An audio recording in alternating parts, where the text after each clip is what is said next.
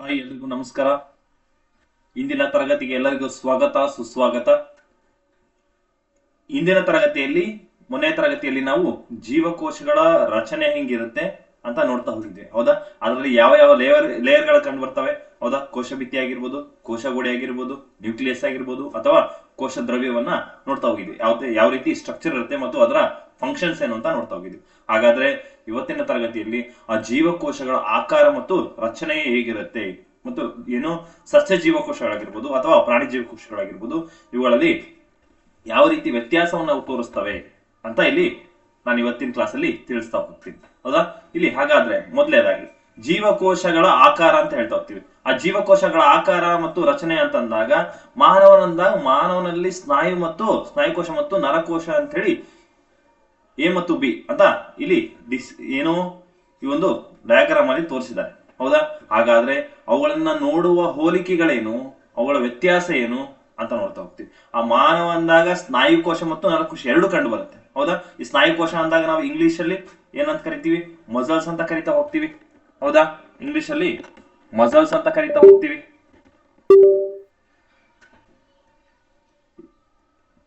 ಈ ಮಸಲ್ಸ್ ಅಂದಾಗ ನಾವು ಏನು ದಿನನಿತ್ಯ ಜೀವನದಲ್ಲಿ ಮಾಂಸಖಂಡ ಅಂತ ಏನ್ ಕರಿತಾ ಹೋಗ್ತೀವಿ, ಅವುಗಳನ್ನ ನಾವು ಸ್ನಾಯುಕೋಶ ಅಂತ ಕರಿತಾ ಹೋಗ್ತೀವಿ ಅಥವಾ ಸ್ನಾಯುಗಳು ಅಂತ ಕರಿತಾ ಹೋಗ್ತೀವಿ. ಇನ್ನು ನರಕೋಶ ಅಥವಾ ನರವ್ಯೂಹ ಅಂತ ಕರಿತೀವಿ, ನರಕೋಶ ಅಥವಾ ನರವ್ಯೂಹ ಅಂತ ಕರಿತಾ ಹೋಗ್ತೀವಿ. ಹಾಗಾದ್ರೆ ಇವುಗಳಲ್ಲಿ ಸ್ನಾಯುಕೋಶ ಅಂದಾಗ ಇವು ಕದಿರಿನ ಆಕಾರದಲ್ಲಿರ್ತವೆ. ಏನು ಈ ಮಸಲ್ಸ್ ಅಂದಾಗ ಇಲ್ಲಿ ನೋಡ್ಬೋದು, ಕದಿರಿನ ಆಕಾರ ಅಂದ್ರೆ ಕಾರ್ಡ್ ಶೇಪ್ಡ್ ಅಂತ ಹೇಳ್ತೀವಿ ಇಂಗ್ಲಿಷ್ ಅಲ್ಲಿ. ಕಾರ್ಡ್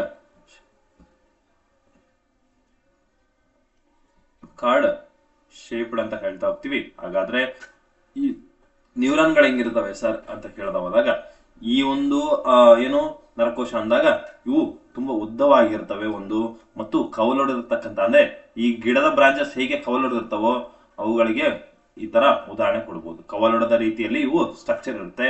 ಆಮೇಲೆ ಈ ವಿಭಿನ್ನ ಜೀವಿಗಳು ಏನ್ ಮಾಡ್ತವೆ, ಜೀವಕೋಶಗಳ ಸಂಖ್ಯೆಯನ್ನ ಬದಲಾಯಿಸ್ತವೆ. ಅಂದ್ರೆ ಈ ಒಂದು ನರಕೋಶದ ಒಂದು ಕೆಲಸ ಏನಂದ್ರೆ, ಇವು ನಮ್ಮ ದೇಹದಲ್ಲಾಗಿರ್ತಕ್ಕಂಥ ಯಾವುದೇ ಒಂದು ಏನೇ ಒಂದು ಕಾರ್ಯ ಆಗಿರ್ಬೋದು, ಅವುಗಳನ್ನ ನಾವು ಆ ಕೆಲಸ ಅಥವಾ ಕಾರ್ಯವನ್ನ ನಾವು ಮೆದುಳಿಗೆ ಟ್ರಾನ್ಸ್ಫರ್ ಮಾಡತಕ್ಕಂಥ ಕೆಲಸ ಯಾವ್ದು ಮಾಡುತ್ತೆ, ಅದು ನರಕೋಶ ಮಾಡುತ್ತೆ. ಓಕೆ, ಇಲ್ಲಿ ಏನಿದೆ ನೋಡಿ, ಇನ್ನು ಕೆಲವು ಉದ್ದ ಮತ್ತು ತೆಳುವಾಗಿರ್ತವೆ, ಹೌದಾ? ಕೆಲವೊಂದು ದುಂಡಾಕಾರದಲ್ಲಿ ಇರ್ತವೆ, ಕೆಲವೊಂದು ಉದ್ದವಾಗಿರ್ತವೆ, ಇಲ್ಲ ತೆಳುವಾಗಿರ್ತವೆ ಅಂತ ಹೇಳುದು. ಹಾಗಾದ್ರೆ ಜೀವಕೋಶಗಳ ಕೆಲವೊಂದು ಜೀವಿಗಳಲ್ಲಿ ಅಥವಾ ಭಾಗಗಳು ಅಂದಾಗ ಜೀವಕೋಶಗಳ ಸಂಖ್ಯೆ ಹೆಚ್ಚು ಕಡಿಮೆ ಆಗ್ತಾ ಇರುತ್ತೆ, ಹೌದಾ? ಕೆಲವೊಂದು ಹೆಚ್ಚಿರುತ್ತೆ, ಕೆಲವೊಂದು ಕಡೆ ಇರುತ್ತೆ. ಹೀಗೆ ಪ್ರಾಣಿ ಮತ್ತು ಸಸ್ಯ ಜೀವಕೋಶ ಅಂದಾಗ ಅಲ್ಲಿ ನಾವು ವಿವಿಧ ರೀತಿಯಲ್ಲಿ ನಾವು ಏನ್ ಕಾಣಬಹುದು, ಜೀವಕೋಶಗಳನ್ನ ಕಾಣಬಹುದು, ಅದರ ಸ್ಟ್ರಕ್ಚರ್ ಅನ್ನ ಕಾಣಬಹುದು ಮತ್ತು ಅದರ ಎಣಿಕೆಯಲ್ಲಿ ಕೂಡ ಏನು ಬದಲಾವಣೆಯನ್ನು ಕಾಣಬಹುದು. ಹಾಗಾದ್ರೆ ಈ ಜೀವಕೋಶಗಳ ಸಂಖ್ಯೆಯನ್ನ ನಾವು, ಪ್ರಶ್ನೆ ಆಗಿತ್ತು, ಜೀವಕೋಶಗಳ ಸಂಖ್ಯೆಯನ್ನು ಎಣಿಸೋದಕ್ಕೆ ಯಾವ ಒಂದು ಇನ್ಸ್ಟ್ರೂಮೆಂಟ್ ಯೂಸ್ ಮಾಡ್ತೀವಿ ಅಂತ ಕೇಳಿದ್ರು, ಸೈಟೋಮೀಟರ್. ಇದನ್ನ ಸ್ಟಾರ್ ಮಾಡ್ಕೊಳ್ಳಿ, ಪರೀಕ್ಷೆಯಲ್ಲಿ ಒಂದು ಬಾರಿ ಆಗ್ಲೇ ಕೇಳಿದ್ದಾರೆ. ಓಕೆ, ಇಲ್ಲಿ ಜೀವಕೋಶಗಳ ಸಂಖ್ಯೆಯನ್ನ ಎಣಿಸೋದಕ್ಕೆ ನಾವು ಯಾವ ಒಂದು ಇನ್ಸ್ಟ್ರೂಮೆಂಟ್ ಅನ್ನ ಯೂಸ್ ಮಾಡ್ತೀವಿ ಅಂತ ಪ್ರಶ್ನೆ ಆಗಿತ್ತು. ಅದು ಸೈಟೋಮೀಟರ್. ಕನ್ನಡದಲ್ಲೂ ಸೈಟೋಮೀಟರ್ ಅಂತ ಕರಿತೀವಿ ಮತ್ತು ಇಂಗ್ಲಿಷ್ ಅಲ್ಲೂ ಕೂಡ ಸೈಟೋಮೀಟರ್ ಅಂತ ಕರಿತಾ ಹೋಗ್ತೀವಿ. ಹಾಗಾದ್ರೆ ಈ ಜೀವಕೋಶಗಳಂದಾಗ ಈ ಜೀವಕೋಶಗಳ ವಿಶಿಷ್ಟ ಆಕಾರ ಆಗಿರ್ಬೋದು, ಗಾತ್ರ ಆಗಿರ್ಬೋದು, ರಚನೆ, ಈ ಮೂರರಲ್ಲೂ ಕೂಡ ನಾವು ಪ್ರತಿಯೊಂದು ಜೀವಕೋಶದಲ್ಲಿ ಆಕಾರ ಬೇರೆ ಇರುತ್ತೆ, ಗಾತ್ರ ಬೇರೆ ಇರುತ್ತೆ ಮತ್ತು ರಚನೆ ಕೂಡ ಬೇರೆ ಇರುತ್ತೆ. ಹಾಗಾದ್ರೆ ಅವುಗಳ ಕೆಲಸ ಏನು? ಎಲ್ಲವೂ ಕೂಡ ಎಲ್ಲಾ ಜೀವಕೋಶಗಳು ಕೂಡ ಒಂದೇ ಕೆಲಸ ಮಾಡ್ತಾ ಇರೋದು. ಅವುಗಳಿಗಿರ್ತಕ್ಕಂಥ ನಿರ್ದಿಷ್ಟ ಕೆಲಸಗಳಿರ್ತವೆ, ನಿರ್ದಿಷ್ಟ ಕಾರ್ಯಗಳಿರ್ತವೆ. ಹಾಗಾಗಿ ಇಲ್ಲಿ ಕೆಲವೊಂದು ಒಂದೊಂದು ಜೀವಕೋಶಗಳು ಕೂಡ ಒಂದೊಂದು ಕೆಲಸ ಮಾಡ್ತಾ ಹೋಗ್ತವೆ. ಇಲ್ಲಿ ಮೊದಲನೇದಾಗಿ ನಾವು ಇಲ್ಲಿ ಇನ್ನು ಮುಂದೆ ಹೋಗೋಕ್ಕಿಂತ ಮುಂಚೆ ಇಲ್ಲಿ ನರಕೋಶ ಅಂದೆ. ಈ ನರಕೋಶ ಅಂದಾಗ ಇದ್ರ ಬಗ್ಗೆ ಸ್ವಲ್ಪ ಇಂಟ್ರೆಸ್ಟಿಂಗ್ ಫ್ಯಾಕ್ಟ್ಸ್ ಅನ್ನ ತಿಳ್ಕೊತಾ ಹೋಗೋಣ. ಏನ್ ನರಾಂಗಾಂಶ ಅಂದ್ರೇನು ಅಥವಾ ನರಕೋಶ ಅಂದ್ರೆ ಅಂತ ಕೇಳಿದಾಗ, ಈ ನರಾಂಗಾಂಶದ ರಚನೆ ಮತ್ತು ಕಾರ್ಯಾತ್ಮಕ ಘಟಕವನ್ನ ನಾವೇನಂತ ಕರಿತೀವಿ? ಈ ನರಕೋಶದ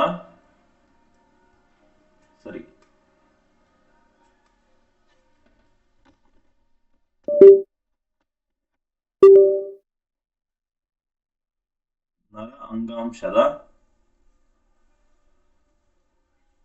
ರಚನೆ ಮತ್ತು ಕಾರ್ಯಾತ್ಮಕ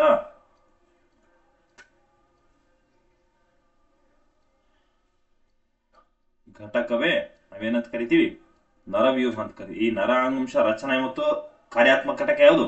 ಅದೇ ನರವ್ಯೂಹ.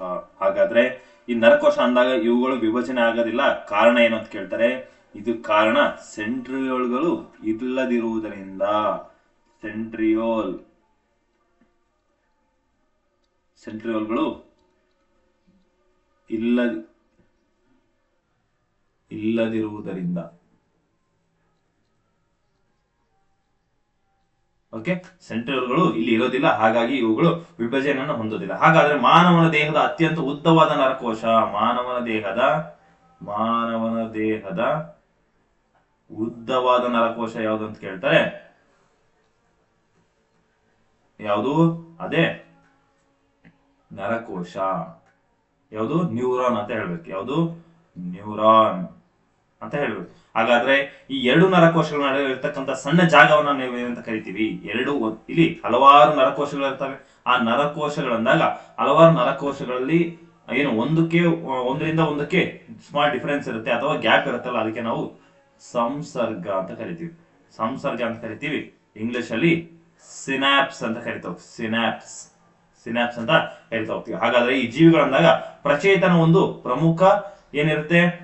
ಲಕ್ಷಣ ಇರುತ್ತೆ. ಈ ಜೀವಿಗಳಂದಾಗ ನರಾಂಶ ಪ್ರಮುಖ ಅಭಿವೃದ್ಧಿಯಾಗಿರುತ್ತೆ. ಇವುಗಳ ಕೆಲಸ ಏನು ಅಂದ್ರೆ, ನಮ್ಮ ದೇಹದಲ್ಲಿ ಆಗಿರ್ತಕ್ಕಂಥ ಏನೇ ಚಲವಣಗಳು ಇರ್ಬೋದು ಅಥವಾ ಏನೇ ಒಂದು ಕೆಲಸ ಇರ್ಬೋದು, ಅವುಗಳ ಒಂದು ಏನು ಅದನ್ನ, ಫಾರ್ ಎಕ್ಸಾಂಪಲ್ ನಮಗೆ ಕೈಗೆ ಏನಾದ್ರು ಬಿಸಿ ತಟ್ಟು ಅಂದ್ರೆ ಅದನ್ನ ಮೆದುಳಿಗೆ ಆ ಸಂಕೇತವನ್ನ ತೆಗೆದುಕೊಂಡು ಹೋಗ್ತಕ್ಕಂಥ ಕೆಲಸ ಯಾರು ಮಾಡುತ್ತೆ? ನ್ಯೂರಾನ್ ಅಥವಾ ನರಕೋಶ ಅಂತ ಹೇಳ್ಬೇಕಾಗುತ್ತೆ. ಹಾಗಾದ್ರೆ ಇಲ್ಲಿ ಕೋಶಕಾಯದಿಂದ ಹೊರ ಚಾಚುವ ಚಿಕ್ಕ ಏನ್ ರಚನೆಗೆ ನಾವೇನಂತ ಕರಿತಾ ಹೋಗ್ತೀವಿ? ಡೆಂಡ್ರೈಟ್ಗಳು. ಇದೇ ಡೆಂಡ್ರೈಟ್ಗಳು ಅಂತ ಕರಿತೀವಿ.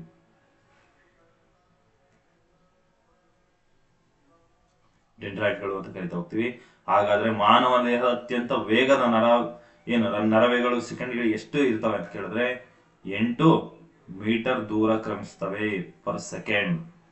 ಇವು 8 ಮೀಟರ್ ದೂರ ಚಲಿಸ್ತವೆ. ಇಷ್ಟಕ್ಕೆ 1 ಸೆಕೆಂಡ್. ಓಕೆ, ಇಷ್ಟು ನರಕೋಶ ಅಥವಾ ಈ ನರವ್ಯೂಹದ ರಚನಾತ್ಮಕ ಮತ್ತು ಕಾರ್ಯಾತ್ಮಕ ಘಟಕ ಯಾವುದು? ನರಕೋಶ. ಈ ನರಕೋಶದ ಬಗ್ಗೆ ಮಾಹಿತಿ. ಹಾಗಾದ್ರೆ ಮುಂದೆ ನೋಡ್ತಾ ಹೋಗೋಣ. ನಾವಾಗ್ಲಿ ನಿನ್ನೆ ನೋಡಿದೀವಿ ಈ ಒಂದು ನಮ್ಮ ಕೆನ್ನೆ ಒಳಗಡೆ ಇರ್ತಕ್ಕಂತಹ ಪದರದ ಮೇಲೆ ನಾವು ಜೀವಕೋಶಗಳು ಹೆಂಗ್ ಬೆಳಿತಾವೆ, ಓಕೆ, ಅದರ ಸ್ಟ್ರಕ್ಚರ್ ಹೆಂಗಿರುತ್ತೆ, ಅವುಗಳನ್ನ ಸ್ಯಾಂಪಲ್ ತೆಗೆದುಕೊಂಡು ನಾವು ಅಂಡರ್ ಮೈಕ್ರೋಸ್ಕೋಪ್ ಇಟ್ಟಾಗ ನಾವು ಯಾವ ರೀತಿಯಾದ ಸ್ಟ್ರಕ್ಚರ್ ನೋಡಿದ್ವಿ, ಅವುಗಳು ಹೆಂಗೆ ಓಡಾಡ್ತಿದಾವೆ ಅನ್ನೋ ಕೂಡ ನೋಡ್ತಾ ಹೋದ್ವಿ. ಹಾಗಾದ್ರೆ ಇಲ್ಲಿ ಒಂದು ಚಟುವಟಿಕೆ ಕೊಟ್ಟಿದ್ದಾನೆ, ಹೌದಾ? ಏನು? ನ್ಯೂರಾನ್ಗಳನ್ನು ಕಡೆಯಲ್ಪಡುವ ನರಕೋಶಗಳು ನಮ್ಮ ದೇಹದಲ್ಲಿ ಸಂದೇಶಗಳನ್ನು ಸಾಗಿಸ್ತವೆ. ನಾನು ಆಗ್ಲೇ ಹೇಳಿದೆ, ಇವುಗಳು ವಿದ್ಯುತ್ ಸಂಕೇತಗಳ ಮುಖಾಂತರವಾಗಿ ನಮ್ಮ ಮೆದುಳಿಗೆ ಸಂದೇಶಗಳನ್ನು ಕೊಡ್ತವೆ ಅಂತ ನಾನು ಆಗ್ಲೇ ಹೇಳಿದೆ. ಹಾಗಾದ್ರೆ ಈ ಉದ್ದವಾದ ಮತ್ತು ಕೌಲರತಕ್ಕಂತ ರಚನೆಯಾಗಿರ್ತಕ್ಕಂಥ ಇವುಗಳು ಏನ್ ಮಾಡ್ತವೆ? ಸಂದೇಶಗಳನ್ನ ಸ್ಪೀಡ್ ಆಗಿ ಪರ್ ಸೆಕೆಂಡ್ 8 ಮೀಟರ್ ದೂರ ಹೋಗ್ತವೆ. ಪರ್ ಸೆಕೆಂಡ್ 1 ಸೆಕೆಂಡ್ಗೆ 8 ಮೀಟರ್ ದೂರ ಕ್ರಮಿಸ್ತಕ್ಕಂಥ ಅಷ್ಟು ಸ್ಪೀಡ್ ಇರ್ತವೆ. ಹಾಗಾಗಿ ಇವು ಸಸ್ಯ ಜೀವಕೋಶಗಳು ಸಹ ವಿಭಿನ್ನ ಭಿನ್ನತೆಗಳನ್ನು ತೋರಿಸ್ತಾ ಹೋಗ್ತವೆ. ಯಾವಗಳು? ಈ ನ್ಯೂರಾನ್ಗಳಂದಾಗ. ಹಾಗಾದ್ರೆ ಇಲ್ಲಿ ನ್ಯೂರಾನ್ಗಳು ಬರೀ ಪ್ರಾಣಿ ಜೀವಕೋಶದಲ್ಲಿ ಮಾತ್ರ ಕಂಡು ಬರ್ತವೆ. ಪ್ರಾಣಿ ಜೀವಕೋಶದಲ್ಲಿ ಮಾತ್ರ ಕಂಡು ಬರ್ತವೆ, ಸಸ್ಯ ಜೀವಕೋಶದಲ್ಲಿ ಕಂಡು ಬರೋದಿಲ್ಲ. ಹಾಗಾಗಿ ಸಸ್ಯಗಳು ಕೂಡ ಜೀವಕೋಶಗಳು ಹೆಂಗಿರ್ತವೆ? ಇಲ್ಲಿ ನಾನು ಆಗ್ಲೇ ಹೇಳಿದೆ, ಸಸ್ಯ ಜೀವಕೋಶ ಮತ್ತು ಪ್ರಾಣಿ ಜೀವಕೋಶ ಅಂದಾಗ ಅವುಗಳ ಆಕಾರ ಆಗಿರ್ಬೋದು, ರಚನೆ ಆಗಿರ್ಬೋದು, ಅವುಗಳ ಕೆಲಸ ಆಗಿರ್ಬೋದು ಎಲ್ಲ ಡಿಫ್ರೆಂಟ್ ಆಗಿರುತ್ತೆ ಅಂತ ನಾನು ಆಗ್ಲೇ ಹೇಳಿದೆ. ಹಾಗಾದ್ರೆ ಇಲ್ಲಿ ಯಾವುದು? ಸಸ್ಯಗಳಲ್ಲಿ ಆಯಾತಾಕಾರ ಇರುತ್ತೆ, ರೆಕ್ಟಾಂಗಲ್ ಇರ್ತವೆ, ಹೌದಾ, ಉದ್ದವಾಗಿರ್ತವೆ, ಅಂಡಾಕಾರಗಳಿರ್ತವೆ. ಈ 3 ವಿಧಗಳಲ್ಲಿ ನಮಗೆ ಸಸ್ಯಗಳಲ್ಲಿ ಜೀವಕೋಶಗಳು ಕಂಡು ಬರುತ್ತೆ. ಮತ್ತು ಕೆಲವೊಂದು ಕೊಳವೆ ಅಂತ ಕೂಡ ಇರ್ತವೆ, ಪೈಪ್ ಅಲ್ಲಿ ಕೂಡ ಇರ್ತವೆ, ಪೈಪ್ ಶೇಪ್ ಅಲ್ಲಿ ಇರ್ತವೆ, ಅವುಗಳನ್ನ ನಾವು ಕೊಳವೆ ಅಂತ ಕರಿತಾ ಹೋಗ್ತೀವಿ. ಹಾಗಾದ್ರೆ ಈ ಸಸ್ಯ ಜೀವಕೋಶದಿಂದ ಉದ್ದವಾದ ಕೊಳಗಳನ್ನು ರೂಪಿಸ್ತವೆ, ಸಾಧ್ಯವಾದಷ್ಟು ಉದ್ದವಾದ ಕೊಳಗಳನ್ನು ರೂಪಿಸ್ತವೆ. ಫಾರ್ ಎಕ್ಸಾಂಪಲ್, ನಮಗೆ ಸಸ್ಯದಲ್ಲಿ ಕಂಡು ಬರ್ತಕ್ಕಂಥ ನೀರನ್ನು ಸಾಗಿಸುವ ಅಂಗಾಂಶ ಅಂತ ಕರಿತಾ ಹೋಗ್ತೀವಿ, ಅದಕ್ಕೆ ನಾವು ಝೈಲಮ್ ಅಂತ ಕರಿತಾ ಹೋಗ್ತೀವಿ. ಪ್ರಶ್ನೆ ಆಗಿತ್ತು, ಇದನ್ನ ನೋಟ್ ಡೌನ್ ಮಾಡ್ಕೊಳ್ಳಿ. ಏನು? ನೀರನ್ನು ಸಾಗಿಸುವ ಅಂಗಾಂಶ ಯಾವುದು ಅಂತ ಪ್ರಶ್ನೆ ಕೇಳಿದ್ದ. ಅಂಗಾಂಶ ಯಾವುದು?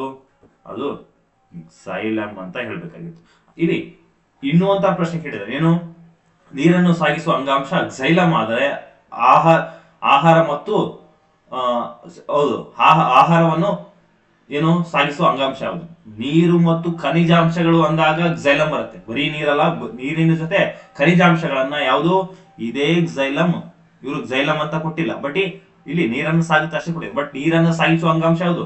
ನೀರು ಮತ್ತು ಖನಿಜಾಂಶ ಎರಡನ್ನು ಇಲ್ಲಿ ಕ್ಸೈಲಮ್ ಸಾಗಿಸುತ್ತೆ. ಆದರೆ ಸಸ್ಯಕ್ಕೆ ಆಹಾರವನ್ನು ಸಾಗಿಸುವ ಅಂಗಾಂಶ ಯಾವುದು? ಓಕೆ, ಸಸ್ಯಕ್ಕೆ ಆಹಾರವನ್ನು ಏನು ಸಾಗಿಸುವ ಅಂಗಾಂಶ ಅದು ಫ್ಲೋಯಂ ಆಗುತ್ತೆ. ಆಹಾರವನ್ನು ಸಾಗಿಸುವ ಅಂಗಾಂಶ ನೀರು ಮತ್ತು ಖನಿಜಾಂಶ ಅಂತ ಹೇಳ್ಬೇಕಾಗುತ್ತೆ. ಅರ್ಥ ಆಯ್ತಾ? ಹಾಗಾದ್ರೆ ಇಲ್ಲಿ ನಾವಾಗ್ಲೇ ಈಗ 7ನೇ ತರಗತಿಯಲ್ಲಿ ಜೀರ್ಣಾಂಗ ವ್ಯೂಹವನ್ನ ನೋಡ್ತಾ ಹೋಗಿದ್ವಿ, ಹೌದಾ? ಇವುಗಳ ಬಗ್ಗೆ ಅಧ್ಯಯನ ಮಾಡ್ತಾ ಹೋಗಿದ್ವಿ. ಹಾಗಾದ್ರೆ ಇಲ್ಲಿ ಪ್ರಶ್ನೆ ಏನು? ಜೀರ್ಣಾಂಗ ವ್ಯೂಹದ ಸರಿಯಾದ ಕ್ರಮ ಅಂತ ಪ್ರಶ್ನೆ ಕೇಳ್ತಾನೆ. ಜೀರ್ಣಾಂಗ ವ್ಯೂಹದ ಸರಿಯಾದ ಏನು ಕ್ರಮ ಅಂತ ಕೇಳ್ತಾ ಹೋಗ್ತೇನೆ. ಇತ್ತೀಚಿನ ಯಾವ್ದೋ SDA ಜನವರಿ ಫೆಬ್ರವರಿ ಆಗಿರ್ತಕ್ಕಂಥ SDA ಪರೀಕ್ಷೆಯಲ್ಲೋ ಅಥವಾ ಇತ್ತೀಚೆಗೆ KE ನಡೆಸ್ತಕ್ಕಂಥ UPSC KES ಪರೀಕ್ಷೆಯಲ್ಲೋ ಈ ಪ್ರಶ್ನೆ ಬಂದಿತ್ತು. ಏನಂತ? ಜೀರ್ಣ ವ್ಯೂಹದ ಅಂದ್ರೆ ನಾವು ಆಹಾರ ಜೀರ್ಣ ಮಾಡ್ಕೊಳ್ಳೋದಕ್ಕೆ ಆಹಾರ ಸೇವನೆ ಮಾಡ್ತೀವಿ, ಅದು ಹೆಂಗೆ ಜೀರ್ಣ ಆಗುತ್ತೆ, ಸ್ಟಾರ್ಟಿಂಗ್ ಬಾಯಿಯಿಂದ ಹೋಗಿ ಎಲ್ಲಿವರೆಗೂ ಜೀರ್ಣ ಆಗುತ್ತೆ, ಯಾವ್ಯಾವ ಭಾಗಗಳ ಹೋಗುತ್ತೆ ಅಂತೇಳಿ ಪ್ರಶ್ನೆ ಕೇಳಿದ್ದ. ಅದಕ್ಕೆ ಆನ್ಸರ್ ಸರಿಯಾದ ಕ್ರಮ ಇವುಗಳನ್ನ ಹಲವಾರು ಪ್ರಶ್ನೆ ಕೇಳಿದಾನೆ. ಸರಿಯಾದ ಕ್ರಮ ಯಾವುದು? ಮೊದಲನೇದಾಗಿ ಬಾಯಿ, ಹೌದಾ? ಮೊದಲನೇದಾಗಿ ಬಾಯಿ. ಎರಡನೇದಾಗಿ ನಾವು ಯಾವ್ದನ್ನು ನೋಡ್ತಾ ಹೋಗ್ತೀವಿ? ಎರಡನೇದಾಗಿ ಗ್ರಾಸಖಂಡವನ್ನು ನೋಡ್ತೀವಿ, ಹೌದಾ? ಗ್ರಾಸಖಂಡ, ಹೌದಾ? ನೆಕ್ಸ್ಟ್ ಮೂರನೇದಾಗಿ ಅನ್ನನಾಳವನ್ನ ನೋಡ್ತೀವಿ, ಹೌದಾ? ನಾಲ್ಕನೇದಾಗಿ ಜಠರ.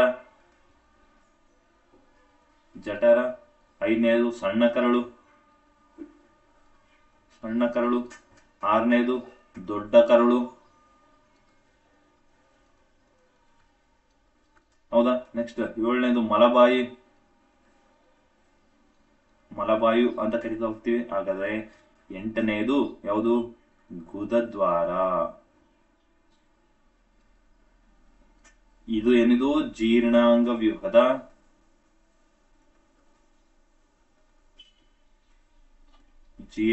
ವ್ಯೂಹದ ಸರಿಯಾದ ಕ್ರಮ. ನಿಮಗೆ ಈ ಒಂದು ಟೆಕ್ಸ್ಟ್ ಬುಕ್ ನ ಒಂದು PDF ಬೇಕಿತ್ತು, ಇವತ್ತಿನ ಕ್ಲಾಸಿನ ಒಂದು PDF ಬೇಕಿತ್ತು ಅಂದ್ರೆ ಇಲ್ಲಿ ಡಿಸ್ಕ್ರಿಪ್ಷನ್ ಕೊಟ್ಟಿರ್ತಕ್ಕಂಥ ಆರ್ ಮಂಜುನಾಥ್ ಸರ್ ಅವರ ಆರ್ ಮಂಜುನಾಥ್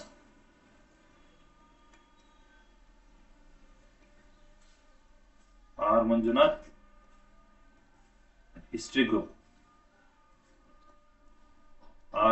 ಹಿಸ್ಟ್ರಿ ಗ್ರೂಪ್ಗೆ ಜಾಯ್ನ್ ಆಗಿ ಟೆಲಿಗ್ರಾಮ್ ಚಾನಲ್ಗೆ ನಿಮಗೆ ಕಂಪ್ಲೀಟ್ ಆಗಿರ್ತಕ್ಕಂಥ ನೋಟ್ಸ್ ಆಗಿರ್ಬೋದು, ಅಥವಾ ಬೇರೆ ಬೇರೆ ಸಬ್ಜೆಕ್ಟ್ಸ್ ನೋಟ್ಸ್ ಆಗಿರ್ಬೋದು, ಕ್ಲಾಸ್ ಲಿಂಕ್ಗಳಾಗಿರ್ಬೋದು, ಅಥವಾ ಈ ತರ ನೋಟ್ಸ್ PDF ಗಳಾಗಿರ್ಬೋದು, ಅಥವಾ ಪ್ರಮುಖ ಸರ್ಕಾರದ ನೋಟಿಫಿಕೇಶನ್ಗಳಾಗಿರ್ಬೋದು, ಅಥವಾ ಇತರ ಏನೇ ಚೇಂಜಸ್ ಇದ್ರು ಸ್ಪರ್ಧಾತ್ಮಕ ಪರೀಕ್ಷೆಗಳಿಗೆ ಅನುಗುಣವಾಗಿರ್ತಕ್ಕಂಥ ಎಲ್ಲ ಇನ್ಫಾರ್ಮೇಶನ್ ಒಂದೇ ಕಡೆ ಸಿಗುತ್ತೆ. ಅದು ಆರ್ ಮಂಜುನಾಥ್ ಸರ್ ಅವರ ಹಿಸ್ಟ್ರಿ ಗ್ರೂಪ್ ಅಲ್ಲಿ. ಅರ್ಥ ಆಯ್ತಾ? ಹಾಗಾದ್ರೆ ಇವುಗಳನ್ನು ನಾವೇನಂತ ಕರಿತೀವಿ? ಇಲ್ಲಿ ಜೀರ್ಣಾಂಗ ವ್ಯೂಹದ ಸರಿಯಾದ ಕ್ರಮ. ನನಗೆ ತುಂಬಾ ಜನ ಮೆಸೇಜ್ ಆಗ್ತಿದೆ, ಸರ್ PDF ಎಲ್ಲಿ ಸಿಗುತ್ತೆ ಇವತ್ತಿನ ಕ್ಲಾಸಿಂದ ಅಂತ. ನೀವು ಆರ್ ಮಂಜುನಾಥ್ ಹಿಸ್ಟ್ರಿ ಗ್ರೂಪ್ ಇಲ್ಲಿ ಬರ್ದಿದ್ದೀನಿ, ಇದನ್ನ ನೀವು ಸರ್ಚ್ ಮಾಡಿದ್ರೆ ಸಿಗುತ್ತೆ. ಇಲ್ಲಾಂದ್ರೆ ಈ ವಿಡಿಯೋ ಡಿಸ್ಕ್ರಿಪ್ಷನ್ ಅಲ್ಲಿ ನಾನು ಈ ಒಂದು ಟೆಲಿಗ್ರಾಮ್ ಚಾನಲ್ ನ ಲಿಂಕ್ ಅನ್ನ ಹಾಕಿರ್ತೀನಿ, ನೀವು ನೋಡ್ಕೋಬಹುದು. ಓಕೆ, ಹಾಗಾದ್ರೆ ಈ ಜೀವಕೋಶಗಳು ನಾನು ಆಗ್ಲೇ ಹೇಳಿದೆ ಜೀರ್ಣಾಂಗ ವ್ಯೂಹದ ಸರಿಯಾದ ಕ್ರಮ. ಈ ಟೆಕ್ಸ್ಟ್ ಬುಕ್ ಕೊಟ್ಟಿಲ್ಲ, ಬಟ್ ಸೈಡ್ ಇನ್ಫಾರ್ಮೇಶನ್ ಬರ್ದಿದ್ದೀನಿ, ನೋಟ್ ಡೌನ್ ಮಾಡ್ಕೊಳ್ಳಿ. ಈ ಜೀರ್ಣಾಂಗ ವ್ಯೂಹ ಅಂದ್ರೆ ಇದು ಸರಿಯಾದ ಕ್ರಮ ಇಲ್ಲಿ ಹಾಕಿದ್ದಾರೆ. ಓಕೆ, ಹೌದಾ? ಈ ಜೀವಕೋಶಗಳಿಂದ ಈ ಜೀರ್ಣಾಂಗ ವ್ಯೂಹಗಳನ್ನ ಅಂದಾಗ ಆ ಜೀರ್ಣಾಂಗ ವ್ಯೂಹದಲ್ಲೂ ಕೂಡ ಹಲವಾರು ಜೀವಕೋಶಗಳು ಕಂಡು ಬರ್ತವೆ. ಹಾಗಾದ್ರೆ ಅನ್ನನಾಳದಲ್ಲಿ ಸ್ನಾಯು ಜೀವಕೋಶಗಳ ಒಂದು ಗುಂಪೆ ಕಂಡು ಬರುತ್ತೆ. ಅನ್ನನಾಳ ಅಂದಾಗ ಅದರಲ್ಲಿ ಒಳಗಡೆ, ಹೌದಾ? ಅನ್ನನಾಳದ ಒಳಗಡೆ ಈ ಸ್ನಾಯು ಜೀವಕೋಶ, ಹೌದಾ? ಮಸಲ್ಗಳಲ್ಲಿ ನಮಗೆ ಹಲವಾರು ಜೀವಕೋಶಗಳು ಕಂಡು ಬರ್ತವೆ. ಈ ಜೀವಕೋಶಗಳು ಒಂದೊಂದು ಕೆಲಸವನ್ನ ಮಾಡುತ್ತವೆ. ಹಾಗಾದ್ರೆ ಜೀವಕೋಶಗಳ ಬೇರೆ, ಅಂಗಾಂಶಗಳ ಬೇರೆ. ಅರ್ಥ ಆಯ್ತಾ? ಹಾಗಾದ್ರೆ ಈ ನಾವು ಸ್ನಾಯು ಕೋಶಗಳಂದಾಗ ನಾವು ಸ್ವಲ್ಪ ತೆಳುವಾಗಿರ್ತವೆ, ನಮ್ಯ ಅಂದ್ರೆ ಸ್ವಲ್ಪ ಮೃದುವಾಗಿರ್ತವೆ, ಕದಿರಿನಾಕಾರ ಕಾರ್ಡ್ ಶೇಪ್ ಆಗಿರ್ತವೆ. ಇರುವುದರಿಂದ ಈ ಒಂದು ಚಲನೆ ಸಾಧ್ಯ ಆಗಕ್ಕೆ ಕಾರಣ ಏನೋ, ಈ ಒಂದು ಜೀರ್ಣವ್ಯೂಹ ಸುಲಭವಾಗಿ ಒಂದರಿಂದ ಒಂದು ಸ್ಟೆಪ್ ಬೈ ಸ್ಟೆಪ್ ಈ 8 ಕ್ರಮದಲ್ಲಿ ನಡೆಯುತ್ತೆ. ಕಾರಣ ಜೀವಕೋಶಗಳು, ಅದರ ಚಲನೆ, ಅದರ ಆಕಾರ ಅಂತ ಹೇಳ್ತೀವಿ. ಹಾಗಾದ್ರೆ ಜಠರ ಅಂದಾಗ ವಿಭಿನ್ನ ಕಾರ್ಯಗಳನ್ನು ನಿರ್ವಹಿಸುತ್ತೆ, ಹೌದಾ? ವಿವಿಧ ರೀತಿಯ ಜೀವಕೋಶಗಳನ್ನು ಸಹ ಹೊಂದಿದೆ. ಯಾವುದು? ಜಠರ. ಎಲ್ಲಾ ಜೀವಕೋಶಗಳು ಕೂಡ ಒಂದೇ ಇರೋದಿಲ್ಲ, ಒಂದೊಂದು ಭಾಗದಲ್ಲಿ ಒಂದೊಂದು ಏನು ಅಂಗದಲ್ಲಿ ಒಂದೊಂದು ರೀತಿಯ ಜೀವಕೋಶಗಳು ಕಂಡು ಬರ್ತವೆ ನಮ್ಮ ದೇಹದಲ್ಲಿ, ಹೌದಾ? ಆಗ ಜಠರ ಅಂದಾಗ ಜಠರದ ಗೋಡೆಯಲ್ಲಿ ಜೀವಕೋಶಗಳ ಅಂದ್ರೆ ಸ್ನಾಯು ಜೀವಕೋಶಗಳ ಆಹಾರವನ್ನ ಕಡಿಯೋದಿಕ್ಕೆ ಅಂದ್ರೆ ಕ್ರಂಚ್ ಅಂತ ಹೇಳ್ತೀವಿ, ಕ್ರಂಚ್ ಮಾಡೋದಕ್ಕೆ, ಅಗೆಯೋದಿಕ್ಕೆ, ಅಥವಾ ಸ್ವಲ್ಪ ಏನು ತುಂಡಾಗಿ ಮಾಡೋದಕ್ಕೆ ಇಲ್ಲಿ ಜಠರ ಒಳಭಾಗದಲ್ಲಿರ್ತಕ್ಕಂಥ ಜೀವಕೋಶಗಳು ಜೀರ್ಣಕಾರಿ ರಸಗಳಾಗಿರ್ಬೋದು ಅಥವಾ ಆಸಿಡ್ಗಳಾಗಿರ್ಬೋದು. ಇಲ್ಲಿ ಆಸಿಡ್ ಅಂದಾಗ ನಮ್ಮ ಜಠರದಲ್ಲಿ ಕಂಡು ಬರ್ತಕ್ಕಂಥ ಆಸಿಡ್ ಯಾವುದು ಅಂತ ಪ್ರಶ್ನೆ. HCl ಅಂತ ಕರಿತಾ ಹೋಗ್ತೀವಿ, ಹೈಡ್ರೋಕ್ಲೋರಿಕ್ ಆಮ್ಲ. ಇಲ್ಲಿ ಪ್ರಶ್ನೆ ಇದೇ ಮೊನ್ನೆ ಆಗಸ್ಟ್ 2, 2026 ನಡೆದಿರ್ತಕ್ಕಂತಹ ಸಿವಿಲ್ ಪಿ ಸಿ ಪರೀಕ್ಷೆಯಲ್ಲಿ ಈ ಪ್ರಶ್ನೆ ಕೇಳಿದ್ದಾರೆ.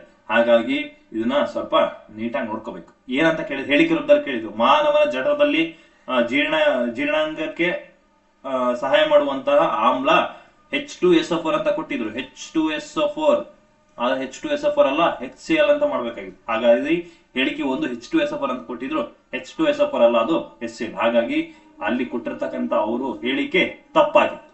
ಓಕೆ, ಹಾಗಾದ್ರೆ ಹೇಳಿಕೆ ಒಂದು ತಪ್ಪು ಮತ್ತು ಹೇಳಿಕೆ 2ರಲ್ಲಿ ಬೇರೆ ಏನೋ ಕೊಟ್ಟಿದ್ದ, ಅದು ಹೇಳಿಕೆ 2 ಸರಿಯಾಗಿತ್ತು, ಹೌದಾ? ಹಾಗಾದ್ರೆ ಹೇಳಿಕೆ 1 ಏನು H2SO4 ನಮ್ಮ ಜಠರದಲ್ಲಿ ಕಂಡು ಬರುತ್ತೆ, ಅದು ಜೀರ್ಣಾಂಗ ವ್ಯೂಹಕ್ಕೆ ಅಥವಾ ಜೀರ್ಣಕ್ಕೆ ಸಹಾಯ ಮಾಡ್ತಕ್ಕಂಥ ಆಮ್ಲ ಅಂತ ಕೊಟ್ಟಿದ್ರು. ಬಟ್ H2SO4 ಅಲ್ಲ, HCl. ಇದನ್ನ ಪದೇ ಕೇಳಿದಾನೆ, ಇದನ್ನ ನೋಟ್ ಡೌನ್ ಮಾಡ್ಕೊಳ್ಳಿ.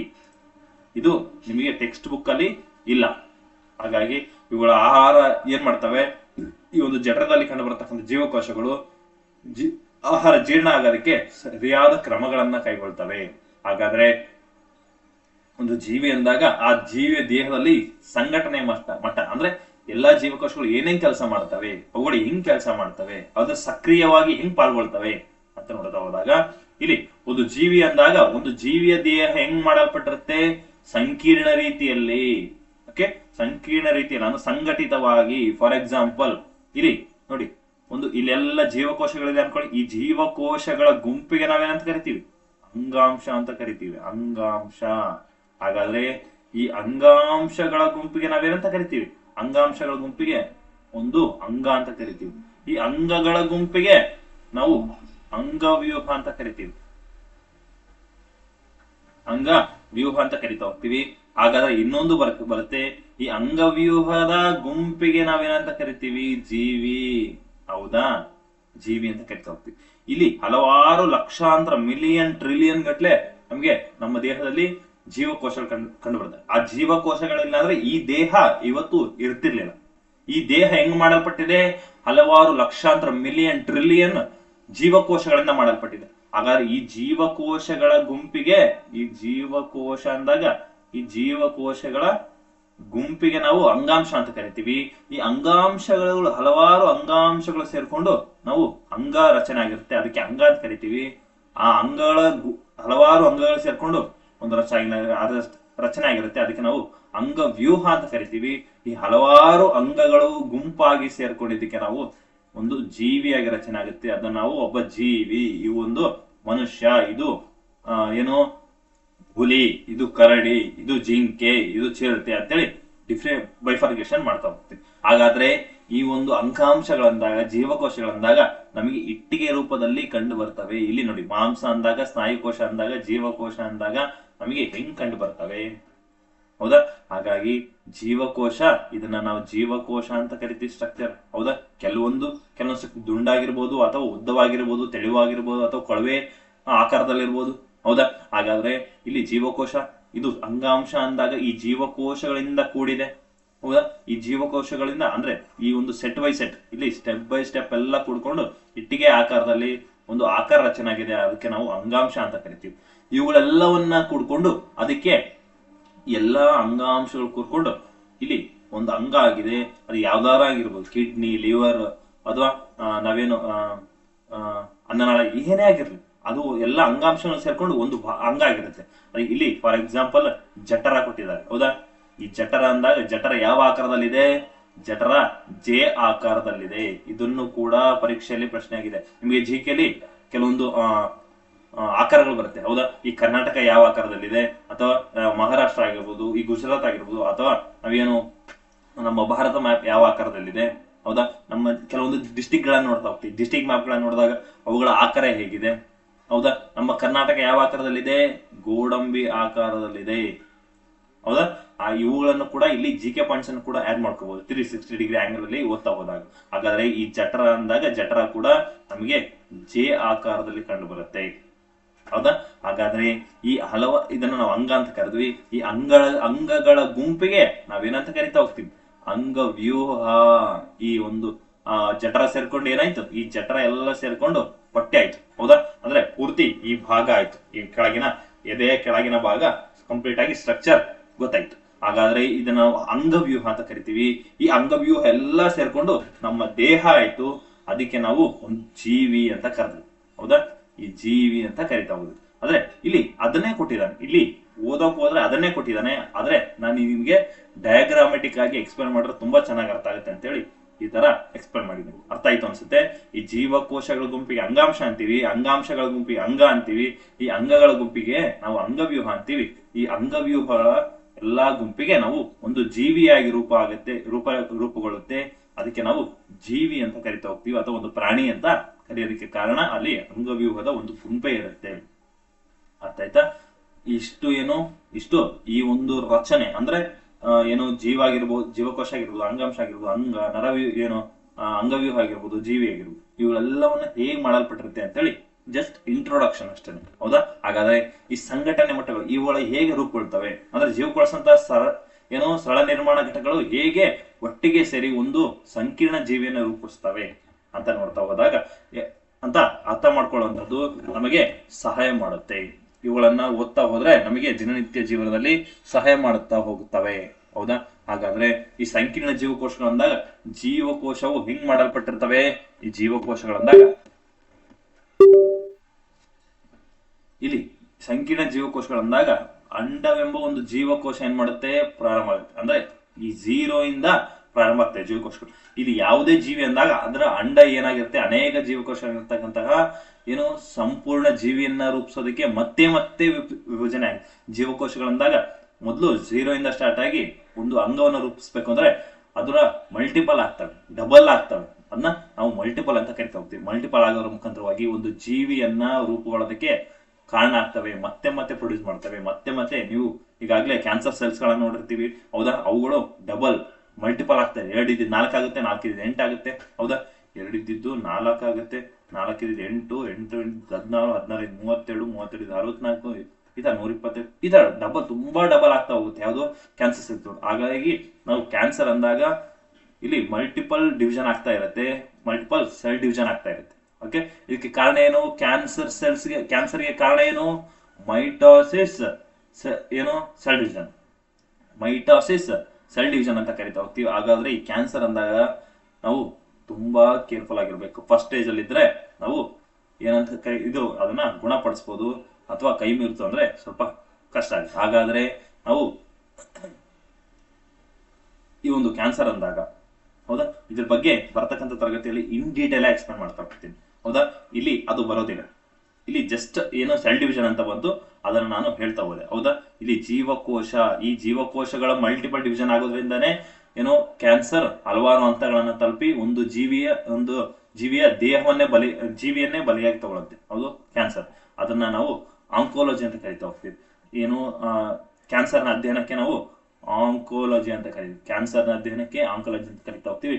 ಇನ್ನು ಇದ್ರ ಬಗ್ಗೆ ಡೆಪ್ತ್ ಇನ್ಫಾರ್ಮೇಶನ್ ಬರ್ತಕ್ಕಂಥ ತರಗತಿಗಳಲ್ಲಿ ಕೊಡ್ತಾ ಹೋಗ್ತೀವಿ ಅಂತ ಹೇಳ್ತಾ, ಇನ್ನು ಮಾನವರಂದಾಗ ಇವುಗಳಲ್ಲಿ ನಾವು ಹಲವಾರು ಬಹುಕೋಶಗಳ ಜೀವಿಗಳನ್ನ ನೋಡ್ತಾ ಹೋಗ್ತೀವಿ, ಹೌದಾ? ಈ ದೇಹ ಅಂದಾಗ ನಮ್ಮ ದೇಹದಲ್ಲಿ ಬಹುಕೋಶೀಯ ಜೀವಿಗಳಿದಾವೆ, ಅಂದ್ರೆ ಹಲವಾರು ರೀತಿಯ ಜೀವಕೋಶಗಳಿದೆ, ಬಹುಕೋಶೀಯ. ಓಕೆ, ಹಲವಾರು ಕೋಶಗಳನ್ನ ಹೊಂದಿರತಕ್ಕಂಥ ಜೀವಕೋಶಗಳು ಕಂಡು ಬರ್ತವೆ. ಹಾಗಾದ್ರೆ ಮಾನವರಂದಾಗ ಸ್ಪೆಷಲ್ ಆಗಿ, ಮತ್ತು ಮಾನವರಂದಾಗ ಅಥವಾ ಪ್ರಾಣಿಗಳು ಮತ್ತು ಸಸ್ಯಗಳು ಸೇರಿದಂತೆ ಎಲ್ಲಾ ಪ್ರಾಣಿಗಳು ಕೂಡ ಬಹುಕೋಶೀಯ ಜೀವಿಗಳನ್ನೇ ಹೊಂದಿರ್ತವೆ. ಇವುಗಳಿಗೆ ಉದಾಹರಣೆ ಮಾನವರು, ಸಸ್ಯಗಳು ಮತ್ತು ಪ್ರಾಣಿಗಳಾಗಿರುತ್ತೆ. ಆದ್ರೆ ಏಕಕೋಶೀಯ ಜೀವಿಗಳಿಗೆ ಉದಾಹರಣೆ ಅಂತ ಕೇಳಿದ್ರೆ, ಏಕಕೋಶೀಯ ಜೀವಿಗಳಿಗೆ ಉದಾಹರಣೆ ಯಾವ್ದು ಬರುತ್ತೆ? ಯುಗ್ಲಿನ ಬರುತ್ತೆ. ಏಕಕೋಶೀಯ ಜೀವಿಗಳಿಗೆ ಇದು ಪ್ರಶ್ನೆ ಕೇಳ್ತಾನೆ, ಹೌದಾ? ಏಕಕೋಶೀಯ ಜೀವಿಗಳಿಗೆ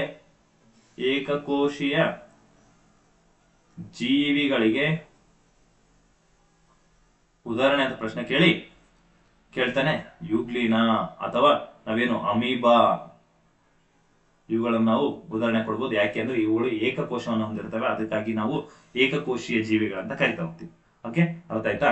ನೆಕ್ಸ್ಟ್ ಇಲ್ಲಿ ಜೀವಕೋಶ ಏಕಕೋಶೀಯ ಅಥವಾ ಬಹುಕೋಶೀಯ ಅಂತ ಹೇಳಿದ್ವಲ್ಲ, ಹಾಗಾಗಿ ಇಲ್ಲಿ ಒಂದು ಇಂಟ್ರೆಸ್ಟಿಂಗ್ ಫ್ಯಾಕ್ಟ್ ಕೊಟ್ಟಿದ್ದಾರೆ. ಓಕೆ, ಇಲ್ಲಿ ನಾವು ನೋಟ್ಸ್ ಬರ್ಕೊಂಡ್ರೆ ಇಲ್ಲಿ ನೋಟ್ ಅಂತ ಹಾಕೊಂಡು ಈ ಸ್ಪೆಷಲ್ ಪಾಯಿಂಟ್ ಅನ್ನ ಬರ್ಕೋಬಹುದು. ಏನು ಅಂತ, ಇಲ್ಲಿ ಉಷ್ಟ್ರಪಕ್ಷಿ ಮೊಟ್ಟೆ ನೋಡ್ತಾ ಹೋಗ್ತೀವಿ. ಈ ಉಷ್ಟ್ರಪಕ್ಷಿಯ ಮೊಟ್ಟೆ ಅಂತ ಕರೆದಾಗ ಅದರೊಳಗೆ ಇರ್ತಕ್ಕಂತ ಈ ಒಂದು ಎಲ್ಲೋ ಏನು ಈ ಎಲ್ಲೋ ಭಾಗ ಏನಿದೆ, ಈ ಒಂದು ಭಾಗ ಏಕಕೋಶದಿಂದ ಕೂಡಿದೆ. ಏಕ ಜೀವಕೋಶ ಅಂದ್ರೆ ಒಂದೇ ಜೀವಕೋಶ ಅಂತ ಕರಿತೀವಿ. ಒಂದೇ ಜೀವಕೋಶನ ಕೂಡಿದೆ. ಹಾಗಾದ್ರೆ ಇಲ್ಲಿ ಜೀವ ಅಂದಾಗ, ಜೀವ ಜಗತ್ತು ಅಂದಾಗ ಅಥವಾ ಪ್ರಪಂಚ ಅಂದಾಗ ಪ್ರಪಂಚದ ಅತಿ ದೊಡ್ಡ ಜೀವಕೋಶ ಅಂತ ಕೇಳಿದ್ರೆ ಅದು ಆಸ್ಟ್ರಿಚ್ ಎಗ್ ಅಂತ ಹೇಳ್ಬೇಕು, ಉಷ್ಟ್ರಪಕ್ಷಿಯ ಮೊಟ್ಟೆ. ಓಕೆ, ಇಲ್ಲಿ ಮಾನವನ ದೇಹ, ನಾನು ಆಗ್ಲೇ ಕ್ಲಾಸ್ ಹೇಳಿದ್ದೀನಿ, ಮಾನವನ ದೇಹದ ಅತ್ಯಂತ ದೊಡ್ಡ ಜೀವಕೋಶ ಯಾವುದು? ಹೆಣ್ಣು ಅಂಡಾಣು. ಓಕೆ, ಮಾನವನ ದೇಹದ ಅತ್ಯಂತ ದೊಡ್ಡ ಜೀವಕೋಶ ಹೆಣ್ಣು ಅಂಡಾಣು. ಹಾಗಾದ್ರೆ ಮಾನವನ ದೇಹದ ಅತ್ಯಂತ ಚಿಕ್ಕ ಜೀವಕೋಶ ಯಾವುದು? ಅದು ವೀರ್ಯಾಣು ಆಗುತ್ತೆ. ಮಾನವನ ದೇಹದ ಅತ್ಯಂತ ದೊಡ್ಡ ಜೀವಕೋಶ ಅಂದಾಗ ಹೆಣ್ಣು ಅಂಡಾಣು, ಚಿಕ್ಕ ಜೀವಕೋಶ ಅಂದಾಗ ಮಾನವನ ದೇಹದ ಚಿಕ್ಕ ಜೀವಕೋಶ ಮಾನವ. ನೆನ್ಪಿಟ್ಕೊಳ್ಳಿ, ಮಾನವ. ಜಗತ್ತು ಅಂದಾಗ ಬೇರೆ ಬರುತ್ತೆ. ಮಾನವನ ದೇಹದಲ್ಲಿ ಅಂದಾಗ ದೊಡ್ಡ ಜೀವಕೋಶ ಹೆಣ್ಣು ಅಂಡಾಣು, ಚಿಕ್ಕ ಜೀವಕೋಶ ವೀರ್ಯಾಣು ಆಗುತ್ತೆ. ಓಕೆ, ಇದು ಎಷ್ಟು ಸೈಜ್ ಇರುತ್ತೆ? ಯಾವುದು? ಈ ಪ್ರಪಂಚ ಅಂದಾಗ ಪ್ರಪಂಚದಲ್ಲಿ ಅತ್ಯಂತ ದೊಡ್ಡ ಜೀವಕೋಶ ಅಂದ್ರೆ ಅದು ಉಷ್ಟ್ರಪಕ್ಷಿಯ ಮೊಟ್ಟೆ. ಓಕೆ, ಅತ್ಯಂತ ದೊಡ್ಡ ಜೀವಕೋಶ ಉಷ್ಟ್ರಪಕ್ಷಿಯ ಮೊಟ್ಟೆ. ಇದು ಎಷ್ಟು ದೊಡ್ಡದಿರುತ್ತೋ ಅಂದ್ರೆ 130 mm ಗಿಂತ 170 mm ವರೆಗೂ ಈ ಒಂದು ಡಯಾಮೀಟರ್ ವ್ಯಾಸವನ್ನ ಹೊಂದಿರುತ್ತೆ. ಇದು 130 ರಿಂದ 170 mm ಡಯಾಮೀಟರ್ ನ ಹೊಂದಿರುತ್ತೆ. ಹಾಗಾಗಿ ನಾವು ಇದನ್ನ ಈ ಒಂದು ಪಾಯಿಂಟ್ ನೆನಪಿಟ್ಕೋಬೇಕು. ಏನು ಇದರ ಸೈಜ್ ಏನು? 130 mm ನಿಂದ 170 mm ಮತ್ತು ಜಗತ್ತಿನ ಅತ್ಯಂತ ದೊಡ್ಡ ಜೀವಕೋಶ ಇದಾಗಿದೆ. 2ನೇ ಪಾಯಿಂಟ್. ನೆಕ್ಸ್ಟ್ 3ನೇ ಪಾಯಿಂಟ್ ಏನ್ ನೆನಪಿಟ್ಕೋಬೇಕು? ಈ ಒಂದು ಜೀವಕೋಶ ಅಂದಾಗ ಉಷ್ಟ್ರಪಕ್ಷಿಯ ಮೊಟ್ಟೆ ಅತ್ಯಂತ ದೊಡ್ಡ ಅಂದ್ರೆ ಜಗತ್ತಿನ ಪ್ರಪಂಚದ ಅತಿ ದೊಡ್ಡ ಜೀವಕೋಶ ಅಂದಾಗ ಅದನ್ನ ಉಷ್ಟ್ರಪಕ್ಷಿಯ ಮೊಟ್ಟೆ. ಈ ಒಂದು 2-3 ಪಾಯಿಂಟ್ ಅನ್ನ ನಾವು ನೆನಪಿಟ್ಕೋಬೇಕು. ಹಾಗಾದ್ರೆ ಈ ಮೊಟ್ಟೆ ಹೆಚ್ಚುವರಿಯಾಗಿ ಕೋಶೀಯವಲ್ಲದ ವಸ್ತುಗಳಾಗಿರ್ತಕ್ಕಂಥ ಚಿಪ್ಪನ್ನ ರಕ್ಷಣೆಗಾಗಿ, ಆ ಮೊಟ್ಟೆ ರಕ್ಷಣೆಗಾಗಿ ಅದು ಬೆಳವಣಿಗೆಗೆ ಸಹಾಯ ಮಾಡುತ್ತೆ. ಅದರ ನಿರಂತರ ಬೆಳವಣಿಗೆ ಸಮಯದಲ್ಲಿ ಜೀವಕೋಶನ ಪೋಷಿಸುವ ಬಿಳಿ ದ್ರವ್ಯವನ್ನು ಹೊಂದಿರುತ್ತೆ. ಇಲ್ಲಿ ಲಿಕ್ವಿಡ್ ಫಾರ್ಮೇಟ್ ಅನ್ನ ಕೂಡ ಹೊಂದಿರುತ್ತೆ. ನಾವಾಗಲೂ ನೋಡಿರ್ತೀವಿ, ಯಾರು ನಾನ್ ವೆಜ್ ಇದ್ರೆ ಅಲ್ಲಿ ಮೊಟ್ಟೆಯ ಒಳಭಾಗದಲ್ಲಿ ಬಿಳಿಯಾಗಿರ್ತಕ್ಕಂಥ ಪದರ, ಜೆಲ್ಲಿ ಟೈಪ್ ಲಿಕ್ವಿಡ್ ಕಂಡು ಬರುತ್ತೆ. ಹೌದಾ? ಇವುಗಳನ್ನ ನಾವು ಹೊರಗಡೆ ಶೆಲ್ ಏನಿರುತ್ತೆ ಅದು ಕ್ಯಾಲ್ಸಿಯಂ ಇಂದ ಮಾಡಲ್ಪಟ್ಟಿರುತ್ತೆ. ಅವುಗಳನ್ನು ನಾವು ಆ ಒಂದು ಮೊಟ್ಟೆಯನ್ನ ರಕ್ಷಣೆ ಮಾಡ್ಲಿಕ್ಕೋಸ್ಕರ ಆ ಒಂದು ಪೊರೆ ಬೆಳೆಸ್ಕೊಂಡಿರುತ್ತೆ. ಹೌದಾ?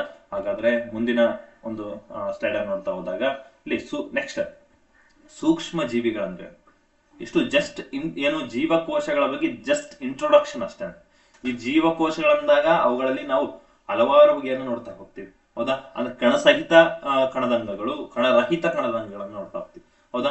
ರೈಬೋಸೋಮ್ಗಳಾಗಿರ್ಬೋದು ಅಥವಾ ನ್ಯೂಕ್ಲಿಯಸ್, ನ್ಯೂಕ್ಲಿಯೋಲಸ್, ಸೆಂಟ್ರೋಸೋಮ್ಗಳು, ಹೌದಾ, ಮೈಟೋಕಾಂಡ್ರಿಯಾ, ಕೋಶದ್ರವ್ಯ, ಈ ಹಲವಾರು ಒಂದು ಅಂಗಗಳನ್ನ ಅಥವಾ ಹಲವಾರು ಜೀವಕೋಶಗಳನ್ನ ನೋಡ್ತಾ ಹೋಗ್ತೀವಿ. ಅವುಗಳನ್ನ ನಾನು ಬರ್ತಕ್ಕಂಥ ತರಗತಿಗಳಲ್ಲಿ ಡೆಪ್ತ್ ಆಗಿ ತುಂಬಾ ನೀಟಾಗಿ ಹೇಳ್ತಾ ಹೋಗ್ತೀನಿ. ಅವಳನ್ನ ನೋಟ್ ಮಾಡ್ಕೊಳ್ಳಿ. ಹೌದಾ? ಯಾಕಂದ್ರೆ ನನ್ನ ಕ್ಲಾಸ್ ಡೇ ಬೈ ಡೇ ಒಂದಿನ ಬಿಟ್ಟು ಒಂದಿನ ಇರುತ್ತೆ ಅಂತ ಹೇಳಿದ್ದಾರೆ. ಹೌದಾ? ಭಾನುವಾರ ಇರುತ್ತೆ. ಹೌದಾ? ನನ್ನ ಕ್ಲಾಸು ಸಂಡೇ ಇರುತ್ತೆ, ಮಂಡೇ ಇರುತ್ತೆ ಯೂಟ್ಯೂಬ್ ಅಲ್ಲಿ, ಆರ್ ಮಂಜುನಾಥ್ ಹಿಸ್ಟ್ರಿ ಗ್ರೂಪ್ ಅಲ್ಲಿ. ಹೌದಾ? ನೆಕ್ಸ್ಟ್ ವೆಡ್ನೆಸ್ಡೇ ಇರುತ್ತೆ, ಇವತ್ತು ವೆಡ್ನೆಸ್ಡೇ. ಹೌದಾ? ನೆಕ್ಸ್ಟ್ ಫ್ರೈಡೇ ಇರುತ್ತೆ. ಈ ವಾರದಲ್ಲಿ ಈ 4 ದಿನ ನನ್ನ ಒಂದು ಯೂಟ್ಯೂಬ್ ಕ್ಲಾಸ್. ಹೌದಾ? ಯೂಟ್ಯೂಬ್ ಕ್ಲಾಸ್ ಅಲ್ಲಿ ನಾನು ಇನ್ ಡೀಟೇಲ್ ಆಗಿ ಸೈನ್ಸ್ ತರಗತಿಗಳನ್ನ ಮುಗಿಸ್ತಾ ಹೋಗ್ತೀನಿ. ಹೌದಾ? ಹಾಗಾದ್ರೆ ನನ್ನ ಕ್ಲಾಸ್ ಅನ್ನ ಕೇಳಿದ್ರೆ ನೀವು NCERT ಪುಸ್ತಕವನ್ನ ಓದೋ ಅವಶ್ಯಕತೆ ಇರೋದಿಲ್ಲ.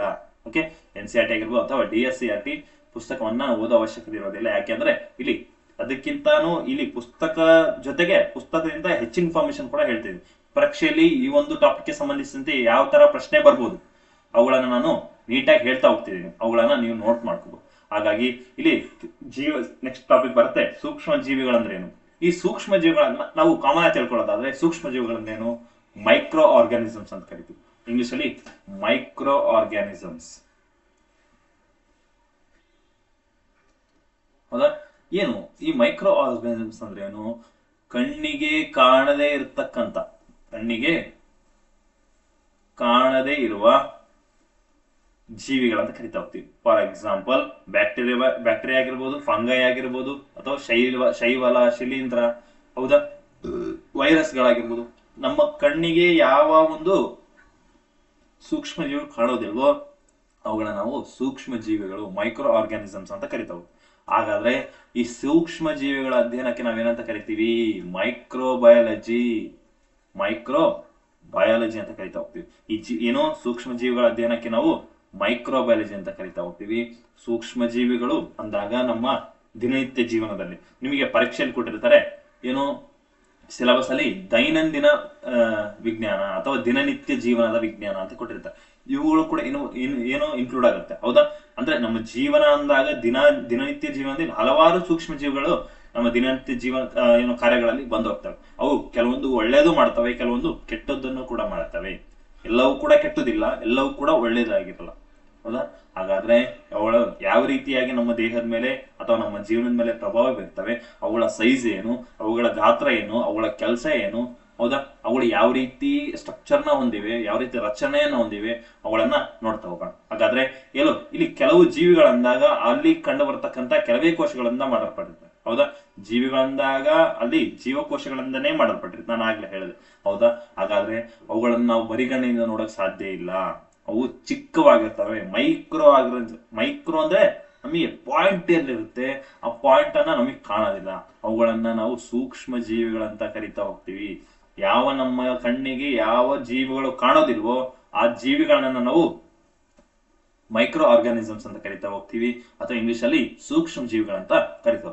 ಹಾಗಾದ್ರೆ ಫಾರ್ ಎಕ್ಸಾಂಪಲ್ ಬ್ಯಾಕ್ಟೀರಿಯಾ ಆಗಿರ್ಬೋದು, ಅಮೀಬಾದಂತಹ ಬ್ಯಾಕ್ಟೀರಿಯಾಗಳಾಗಿರ್ಬೋದು, ಇವುಗಳನ್ನ ನಾವು ಸೂಕ್ಷ್ಮ ಜೀವಿ ಅಂತ ಕರಿತಾ ಹೋಗ್ತೀವಿ. ಹೌದಾ? ಬ್ಯಾಕ್ಟೀರಿಯಾ ಆಗಿರ್ಬೋದು, ವೈರಸ್ಗಳಾಗಿರ್ಬೋದು, ಏನೋ ಶಿಲೀಂಧ್ರ, ಓಕೆ, ಇನ್ನು ಆಲ್ಗೆ, ಫಂಗೈ, ಹೌದಾ, ನೆಕ್ಸ್ಟ್ ಪ್ರೋಟೋಜೋವಾ, ಇವುಗಳೆಲ್ಲವೂ ಕೂಡ ಹಲವಾರು ಬರ್ತಾ ಹೋಗುತ್ತೆ. ಹಾಗಾದ್ರೆ ಇಲ್ಲಿ ಏಕಕೋಶೀಯ ಅಂದಾಗ ಏಕಕೋಶೀಯ ಏನೋ ಜೀವಿಗೆ ಒಂದು ಉದಾಹರಣೆ ಕೊಡೋದಾದ್ರೆ ಅದಕ್ಕೆ ನಾವು ಬ್ಯಾಕ್ಟೀರಿಯಾ ಕೊಡಬಹುದು. ಏಕಕೋಶೀಯ ಜೀವಿಗೆ ಉದಾಹರಣೆ ಕೊಡೋದಾದ್ರೆ ಅದಕ್ಕೆ ಬ್ಯಾಕ್ಟೀರಿಯಾ ಕೊಡಬಹುದು. ಕಾರಣ ಏನು ಅಂದ್ರೆ ಅದು ಏಕಕೋಶೀಯವನ್ನು ಹೊಂದಿದೆ. ಓಕೆ, ಅರ್ಥ ಆಯ್ತಾ? ಹಾಗಾದ್ರೆ ಇಲ್ಲಿ ಶಿಲೀಂಧ್ರ ಮತ್ತು ಶೈವಳಂತಹ ಇತರ ಜೀವಿಗಳು ಕೂಡ ಅನೇಕ ಜೀವಕೋಶಗಳಿಂದ ಮಾಡಲ್ಪಟ್ಟಿರ್ತವೆ. ಅದನ್ನ ನಾವು ಬಹುಕೋಶೀಯ ಜೀವಿಗಳಂತ ಕರಿತೇವೆ. ಬಹುಕೋಶೀಯ ಜೀವಗಳಿಂದ ಶಿಲೀಂಧ್ರ ಬರುತ್ತೆ, ಶೈವಗಳು ಬರುತ್ತೆ, ಇನ್ನು ಹಲವಾರು ಜೀವಕೋಶಗಳಂದಾಗ ಪ್ರಾಣಿ ಜೀವಕೋಶ ಬರುತ್ತೆ. ಹೌದಾ? ಮನುಷ್ಯ ಜೀವಕೋಶ, ಸಸ್ಯ ಜೀವಕೋಶ, ಇವುಗಳೆಲ್ಲ ಕೂಡ ಬಹುಕೋಶೀಯ ಜೀವಿಗಳಿಗೆ ಉದಾಹರಣೆ ಬರ್ತವೆ. ಆದ್ರೆ ಏಕಕೋಶೀಯ ಜೀವಿಗಳಿಗೆ ಉದಾಹರಣೆ ಬ್ಯಾಕ್ಟೀರಿಯಾ. ಓಕೆ, ಅವು ನಮ್ಮ ಸುತ್ತಮುತ್ತ ಇಲ್ಲಿ ಸೂಕ್ಷ್ಮ ಜೀವಿಗಳು ಎಲ್ಲಿ ಕಂಡು ಬರ್ತವೆ? ನಮ್ಮ ಸುತ್ತಮುತ್ತಲಿನ ನೀರಾಗಿರ್ಬೋದು, ನಮ್ಮ ಮಣ್ಣು, ಗಾಳಿ ಆಗಿರ್ಬೋದು, ಇವುಗಳೆಲ್ಲ ನಮ್ಮ ದೇಹದಲ್ಲಿ ಒಳಗಡೆ ಕೂಡ ಕಂಡು ಬರ್ತವೆ. ಹೌದಾ? ಬರೀ ವಾತಾವರಣದಲ್ಲಷ್ಟೇ ಅಲ್ಲ, ನಮ್ಮ ದೇಹದ ಒಳಗೂ ಕೂಡ ಕಂಡು ಬರ್ತವೆ. ಯಾವುವು? ಈ ಒಂದು ಸೂಕ್ಷ್ಮ ಜೀವಿಗಳು. ಅವು ಹೆಂಗೆ ಹೋಗ್ತಾವೋ ಅದು ಗೊತ್ತಾಗಲ್ಲ. ಗಾಳಿ ಮುಖಾಂತರ ಒಳಗಡೆ ಹೋಗ್ಬೋದು, ಆಹಾರ ಮುಖಾಂತರ ಹೋಗ್ಬೋದು. ಹೌದಾ? ನಾವು ಸೇವಿಸ್ತಕ್ಕಂಥ ಗಾಳಿ ಅಥವಾ ನೀರಿನ ಮುಖಾಂತರ ಹೋಗ್ತವೆ. ಹಾಗಾಗಿ ನಾವು ಏನೇ ನೀರು ಕುಡಿದ್ರು ಅಥವಾ ಆಹಾರ ಕುಡಿದ್ರು ಸ್ವಲ್ಪ ಬೇಯಿಸಿ ಕುಡಿತೀವಿ. ಏನೋ ನೀರನ್ನ ಬಿಸಿ ಮಾಡಿ ಕುಡಿಬೇಕು. ಹಾಗಾಗಿ ಇಲ್ಲಿ ಅಲ್ಲಿರ್ತಕ್ಕಂಥ ರೋಗಾಣುಗಳನ್ನ ಅಥವಾ ಸೂಕ್ಷ್ಮ ಜೀವಿಗಳನ್ನ ಕೊಲ್ಬಹುದು. ಹಾಗಾಗಿ ಅವಳು ಏನ್ ಮಾಡ್ತವೆ? ಜೀವಕೋಶಗಳಂದಾಗ ಅವುಗಳ ಏನೋ ಈ ಒಂದು ಸೂಕ್ಷ್ಮ ಜೀವಿಗಳು ಜೀವಕೋಶಗಳ ಜೊತೆಗೆ ಹೆಂಗ್ ಕೆಲಸ ಮಾಡ್ತವೆ, ಆ ಜೀವಕೋಶಗಳ ಕಾರ್ಯಗಳನ್ನ ಹೆಂಗ್ ನಿಲ್ಲಿಸ್ತವೆ, ಅವುಗಳಿಗೆ ಹೆಂಗ್ ಪ್ರೋತ್ಸಾಹ ಮಾಡ್ತವೆ ಅಂತ ಹೇಳಿದೆ. ಎಲ್ಲವೂ ಕೆಟ್ಟವಿರೋದಿಲ್ಲ, ಎಲ್ಲವೂ ಒಳ್ಳೇದಿರೋದಿಲ್ಲ. ಓಕೆ, ಕೆಟ್ಟವು ಹೆಂಗೆ ಜೀವಕೋಶಗಳನ್ನ ಕೆಡಿಸ್ತವೆ, ಒಳ್ಳೆವು ಜೀವಕೋಶಗಳಿಗೆ ಹೆಂಗ್ ಸಹಾಯ ಮಾಡ್ತವೆ ಕೆಲಸ ಮಾಡುವಲ್ಲಿ ಅಂತ ನೋಡೋದಾದ್ರೆ ಅವುಗಳು ಈಗಷ್ಟೇ ನಾನು ಆಗ್ಲೇ ಹೇಳಿದೆ, ಸಸ್ಯ ಮತ್ತು ಪ್ರಾಣಿಗಳ ಜೀವಕೋಶಗಳಂತೆಯೇ ಇವುಗಳು ಕೂಡ ಇರುತ್ತವೆ. ಹೌದಾ? ಹಾಗಾಗಿ ಇಲ್ಲಿ ಇವುಗಳು ಹೆಂಗಿದಾವೆ, ಸ್ಟ್ರಕ್ಚರ್ ಹೆಂಗಿದೆ, ಇವುಗಳ ಫಂಕ್ಷನ್ ಹೆಂಗಿದೆ ಅಂತ ನೋಡಿದಾಗ ಈ ಸೂಕ್ಷ್ಮ ಜೀವಿಗಳು ಅಂದಾಗ ಇವುಗಳ ಜೀವಕೋಶಗಳನ್ನ ನಾವು ಸೂಕ್ಷ್ಮ ದರ್ಶಕದಲ್ಲಿ ನೋಡ್ತಾ ಹೋಗ್ತೀವಿ. ಕಣ್ಣಿಗೆ ಕಾಣೋದಿಲ್ಲ ಅಂದಾಗ ಅವುಗಳ ಹೆಂಗೆ ಕಂಡು ಹಿಡಿದ್ರು ಅಂದಾಗ ಇವುಗಳನ್ನು ನಾವು ಸೂಕ್ಷ್ಮದರ್ಶಕ ಮೂಲಕ ನೋಡಿ ಕಂಡುಹಿಡಿದು. ಓಕೆ, ಈ ಸೂಕ್ಷ್ಮದರ್ಶಕ ಆಗಿರ್ಬೋದು ಅಥವಾ ಫೋಲ್ಡ್ಸ್ಕೋಪ್ ಅಂತ ಕರಿತೀವಿ, ಇವುಗಳ ಮೂಲಕ ನಮಗೆ ಏನನ್ನ ಒಂದು ಜೀವಕೋಶಗಳು ಅಥವಾ ಜೀವಕೋಶಗಳಲ್ಲ, ಸೂಕ್ಷ್ಮ ಜೀವಿಗಳು ಹೆಂಗ್ ಕೆಲಸ ಮಾಡ್ತವೆ, ಅವುಗಳ ಸ್ಟ್ರಕ್ಚರ್ ಹೆಂಗಿರುತ್ತೆ, ಅವುಗಳ ಚಲನೆ ಏನು ಅಂತ ಹೇಳಿ ಫೋಲ್ಡ್ಸ್ಕೋಪ್ ಅಥವಾ ಸೂಕ್ಷ್ಮದರ್ಶಕದ ಮೂಲಕ ನಾವು ನೋಡ್ತಾ ಹೋಗಿದ್ವಿ. ಹಾಗಾದ್ರೆ ಈ ಫೋಲ್ಡ್ಸ್ಕೋಪ್ ಅಂದಾಗ ಉನ್ನತ ಶಕ್ತಿಯ ಪ್ರಯೋಗಾಲಯದಲ್ಲಿ ಅಂದ್ರೆ ಲ್ಯಾಬ್ಗಳಲ್ಲಿ ಸೂಕ್ಷ್ಮದರ್ಶಕಗಳಂತೆ ಕೂಡ ಅದೇ ಮಟ್ಟದಲ್ಲಿ ಕೆಲಸ ಮಾಡುತ್ತೆ. ಹಾಗಾಗಿ ನಾವು ಸೂಕ್ಷ್ಮದರ್ಶಕ ಅಥವಾ ಫೋಲ್ಡ್ಸ್ಕೋಪ್ ಗಳನ್ನು ಯೂಸ್ ಮಾಡಬಹುದು. ಬಟ್ ನಾವು ಇಲ್ಲಿ ಜನರಲ್ ಆಗಿ ಲ್ಯಾಬ್ಗಳಂದಾಗ ಸೂಕ್ಷ್ಮದರ್ಶಕ ಅಂದ್ರೆ ಮೈಕ್ರೋಸ್ಕೋಪ್ ಗಳನ್ನೇ ಹೆಚ್ಚಾಗಿ ಯೂಸ್ ಮಾಡ್ತೀವಿ, ಹೌದಾ. ಆದಾಗ್ಯೂ ಈ ಸೂಕ್ಷ್ಮಜೀವಿಗಳಂದಾಗ ಜಗತ್ತನ್ನು ಅನೇಕ ಜನರಿಗೆ ಪರಿಚಯಿಸುತ್ತೆ. ಈಗ ಸೂಕ್ಷ್ಮಾಣು ಜೀವಿಗಳ ಜಗತ್ತನ್ನ ಹತ್ತಿರದಿಂದ ನೋಡಿದಾಗ ನಮಗೆ ಹೆಂಗ್ ಕಾಣಿಸುತ್ತೆ? ಫಾರ್ ಎಕ್ಸಾಂಪಲ್, ಒಂದು ಪಾತ್ರೆಯನ್ನ ತಗೊಳ್ಳಿ, ಒಂದು ಪಾತ್ರೆಯನ್ನ ತೆಗೆದುಕೊಂಡು ಏನ್ ಮಾಡಿ, ಅದರಲ್ಲಿ ಒಂದು ಟ್ಯಾಪ್ ನೀರು ಅಥವಾ ಕೊಳಚೆ ನೀರನ್ನ ಹಾಕಿ, ಹೌದಾ. ಅಲ್ಲಿ ಟ್ಯಾಪ್ ಅಥವಾ ಸ್ವಲ್ಪ ಕೊಳೆಯಾಗಿರ್ತಕ್ಕಂಥ ಕೊಳಚೆ ನೀರನ್ನ ಇದರಲ್ಲಿ ಪಾತ್ರೆಯಲ್ಲಿ ಹಾಕಿ, ಹೌದಾ. ಹಾಕಿದ ತಕ್ಷಣ ಒಂದು ಡ್ರಾಪರ್ ಅನ್ನ ತಗೊಳ್ಳಿ. ಆ ಡ್ರಾಪರ್ ಅನ್ನ ತಗೊಂಡು ಒಂದು ಸ್ಲೈಡ್ ಅನ್ನ ತಗೊಳ್ಳಿ. ಅಲ್ಲಿ ಆ ಒಂದು ಡ್ರಾಪರ್ ನ ಸಹಾಯದಿಂದ ಒಂದು ಹನಿ ನೀರನ್ನ ಈ ಒಂದು ಸ್ಲೈಡ್ ಮೇಲೆ ಹಾಕಿ ಅದ್ರ ಮೇಲೆ ಕವರ್ ಸ್ಲಿಪ್ ಹಾಕಿ, ಬಬಲ್ಸ್ ಬರದೇ ಇರೋ ರೀತಿ, ಹೌದಾ. ನೀಡಲ್ನ ಯೂಸ್ ಮಾಡ್ಕೊಂಡು ಇಲ್ಲಿ ಕವರ್ ಸ್ಲಿಪ್ ಅನ್ನ ನೀಟಾಗಿ ಹಾಕ್ಬೇಕು. ಆ ನೀಟಾಗಿ ಕವರ್ ಸ್ಲಿಪ್ ಅನ್ನ ಹಾಕಿದ್ರೆ ನಮಗೆ ನೀಟಾಗಿ ಆ ಒಂದು ಒಳಗೆ ಕವರ್ ಸ್ಲಿಪ್ ಹಾಕಿ ನಾವು ಮೈಕ್ರೋಸ್ಕೋಪ್ ಅಬ್ಸರ್ವ್ ಅಂಡರ್ ಮೈಕ್ರೋಸ್ಕೋಪ್ ಅಂತ ಹೇಳ್ತಾರೆ.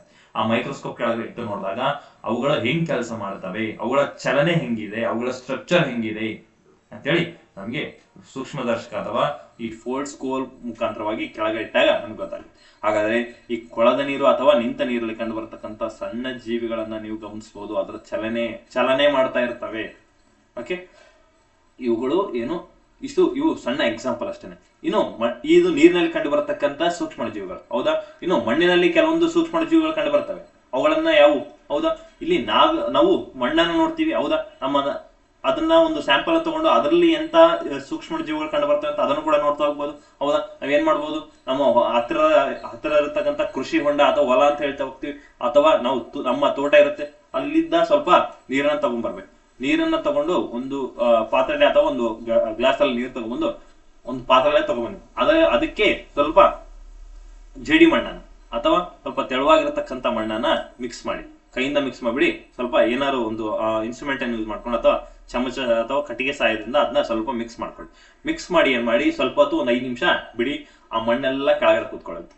ಓಕೆ, ಅಲ್ಲಿ ಮಣ್ಣೆಲ್ಲ ಕೆಳಗಡೆ ಕೂತ್ಕೊಂಡಾಗ ಅಲ್ಲಿ ನೀರಲ್ಲಿ ಏನು ಮಣ್ಣು ಮಿಕ್ಸ್ ಆಗಿರುತ್ತೆ ಮೇಲೆ ಇರುತ್ತಲ್ಲ, ಅಲ್ಲಿಂದ ಒಂದು ಡ್ರಾಪರ್ ಅನ್ನ ತಗೊಂಡು ಅಲ್ಲಿ ಡ್ರಾಪರ್ ಇಂದ ಒಂದು ಹನಿ ಆ ನೀರನ್ನ ತಗೊಂಡು ಒಂದು ಗ್ಲಾಸ್ ಸ್ಲೈಡ್ ಮೇಲೆ ಆ ನೀರನ್ನ ಹಾಕಿ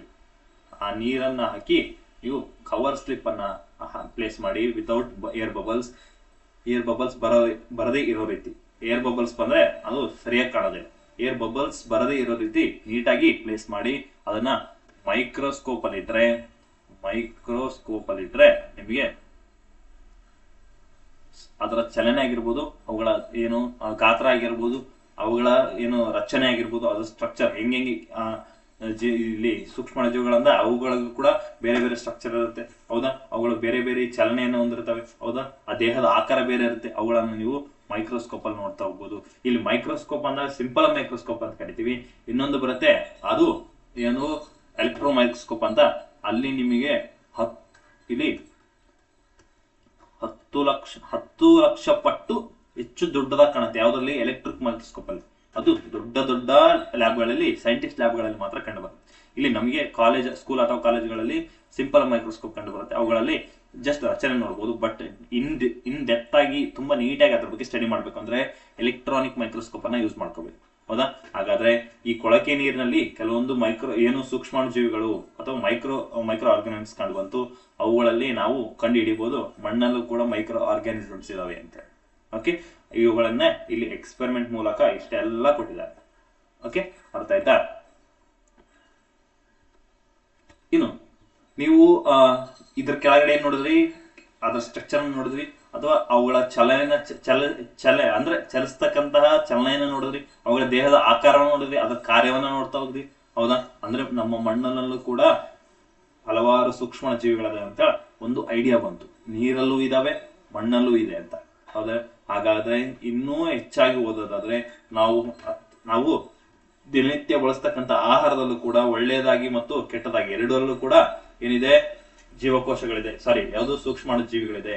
ಹಾಗಾಗಿ ಇವುಗಳನ್ನ ನಾವು ಪರ್ಫೆಕ್ಟ್ ಆಗಿ ನೋಡ್ಕೋಬೇಕಾಗುತ್ತೆ. ಅರ್ಥ ಆಯ್ತಾ? ಹಾಗಾದ್ರೆ ನಾವು 8ನೇ ತರಗತಿ ಅಂದಾಗ ಒಂದು ಏನೋ ಒಂದು ಚಟುವಟಿಕೆ ಕೊಟ್ಟಿದ್ದಾರೆ, ಅದು ನಮಗೆ ಯೂಸ್ ಏನಿಲ್ಲ. ಹೌದಾ? ಇಲ್ಲಿ ಒಂದು ಚಾರ್ಟ್ ಅನ್ನು ಕೊಟ್ಟಿದ್ದಾರೆ, ಏನೋ ಅಮೀಬಾ ಕೊಟ್ಟು ಅಮೀಬಾ ಚಿತ್ರ ಕೊಟ್ಟಿದ್ದಾರೆ. ಅಮೀಬಾಕ್ಕೆ ಸರಿಯಾದ ಆಕಾರ ಇಲ್ಲ, ಸರಿಯಾದ ಅಥವಾ ನಾವೇನು ನಿರ್ದಿಷ್ಟ ಆಕಾರ ಇಲ್ಲ ಅಂತ ಕರಿತೀವಿ. ನಿರ್ದಿಷ್ಟ ಆಕಾರ ಇರುವುದಿಲ್ಲ ಅಂತ ಕರಿತಾವೆ. ಹಾಗಾದ್ರೆ ಇವುಗಳ ವಿಶೇಷತೆ ಏನು? ಇವುಗಳು ಏಕಕೋಶೀಯ ಜೀವಿಗಳು. ಅಮೀಬಾ ಅಂದ್ರೆ ಏನು? ಇದು ಒಂದು ಬ್ಯಾಕ್ಟೀರಿಯಾ. ಹೌದಾ? ಅಮೀಬಾ ಮತ್ತೆ ಏಕಕೋಶ ಜೀವಿಗಳಿಗೆ ಬರೀ ಬ್ಯಾಕ್ಟೀರಿಯಾ ಅಂತ ಹೇಳಿದ್ರೆ, ಬರೀ ಬ್ಯಾಕ್ಟೀರಿಯಾ ಅಂದಾಗ ಬರೀ ಬ್ಯಾಕ್ಟೀರಿಯಾ ಆ ಪದ ಕೊಟ್ರೆ ಅಷ್ಟೇ ಹಾಕ್ಬೇಕಾ? ಇಲ್ಲ. ಬ್ಯಾಕ್ಟೀರಿಯಾ ಉದಾಹರಣೆಗಳಾಗಿರ್ತಕ್ಕಂಥ ಜೀವಿಗಳು ಅಮೀಬಾ, ಪ್ರೋಟೋಜೋವಾ ಅಂತ ಕರಿತೀವಿ. ಇದು ಕೊಟ್ಟರು ಕೂಡ ಟಿಕ್ ಮಾರ್ಕ್ ಹಾಕ್ಬೇಕು. ಹೌದಾ? ಇವೊಂದು ಏಕಕೋಶಿ ಜೀವಿ ಅಂತ ಕರಿತೀವಿ. ಇವುಗಳು ಚಲಿಸ್ತವೆ. ಇಲ್ಲಿ ಬ್ಯಾಕ್ಟೀರಿಯಾ ಆಗಿರ್ಬೋದು, ವೈರಸ್ ಆಗಿರ್ಬೋದು, ಪ್ರೋಟೋಜೋವಾ ಆಗಿರ್ಬೋದು, ಅಮೀಬಾ ಯಾವುದೇ ಒಂದು ಜೀವಿ ಅಂದಾಗ ಚಲಿಸ್ತವೆ. ಹೌದಾ? ಅದ ಸಸ್ಯಗಳು ಚಲಿಸೋದಿಲ್ಲ.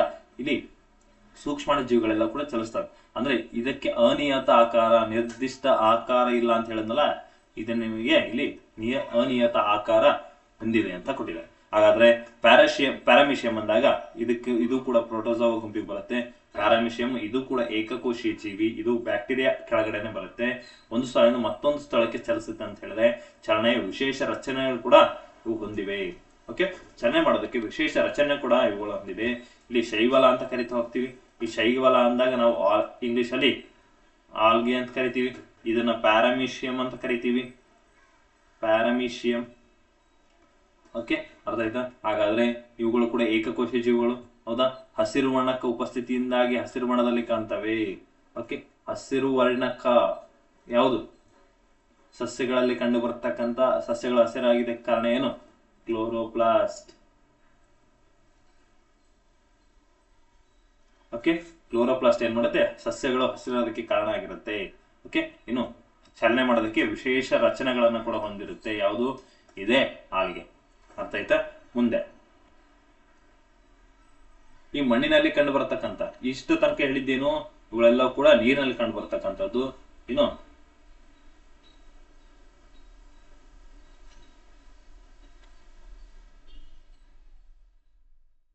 ಮೈಕ್ರೋಸ್ಕೋಪ್ ಅಂಡರ್ ಲೈಟ್ ಆಗಿ ಈ ತರ ಸ್ಟ್ರಕ್ಚರ್ ಕಾಣ್ತವೆ. ಹೌದಾ? ನೆಕ್ಸ್ಟ್ ಮಣ್ಣಿನಲ್ಲಿ ಕಂಡು ಬರ್ತಕ್ಕಂಥ ಯಾವ ಸೂಕ್ಷ್ಮಾಣು ಜೀವಿಗಳನ್ನ ನೋಡೋದಾದ್ರೆ ಮೊದಲೇದಾಗಿ ಬರುತ್ತೆ ಬ್ರೆಡ್ ಮೋಲ್ಡ್ ಅಂತೇಳಿ. ಅದನ್ನ ನಾವು ಶಿಲೀಂಧ್ರ ಗುಂಪಿಗೆ ಸೇರುತ್ತೆ. ಹೌದಾ? ಶಿಲೀಂಧ್ರ. ಹೌದಾ? ನೆಕ್ಸ್ಟ್ ಇದರ ವಿಶೇಷತೆ ಏನಂದ್ರೆ ಇದರಲ್ಲಿ ಕ್ಲೋರೋಫಿಲ್ ಇಲ್ಲದ ಕವಲೊಡೆದ ತಂತುಗಳ ಸಣ್ಣ ಸಂಚಿಯಂತಹ ರಚನೆ ಹೊಂದಿದೆ.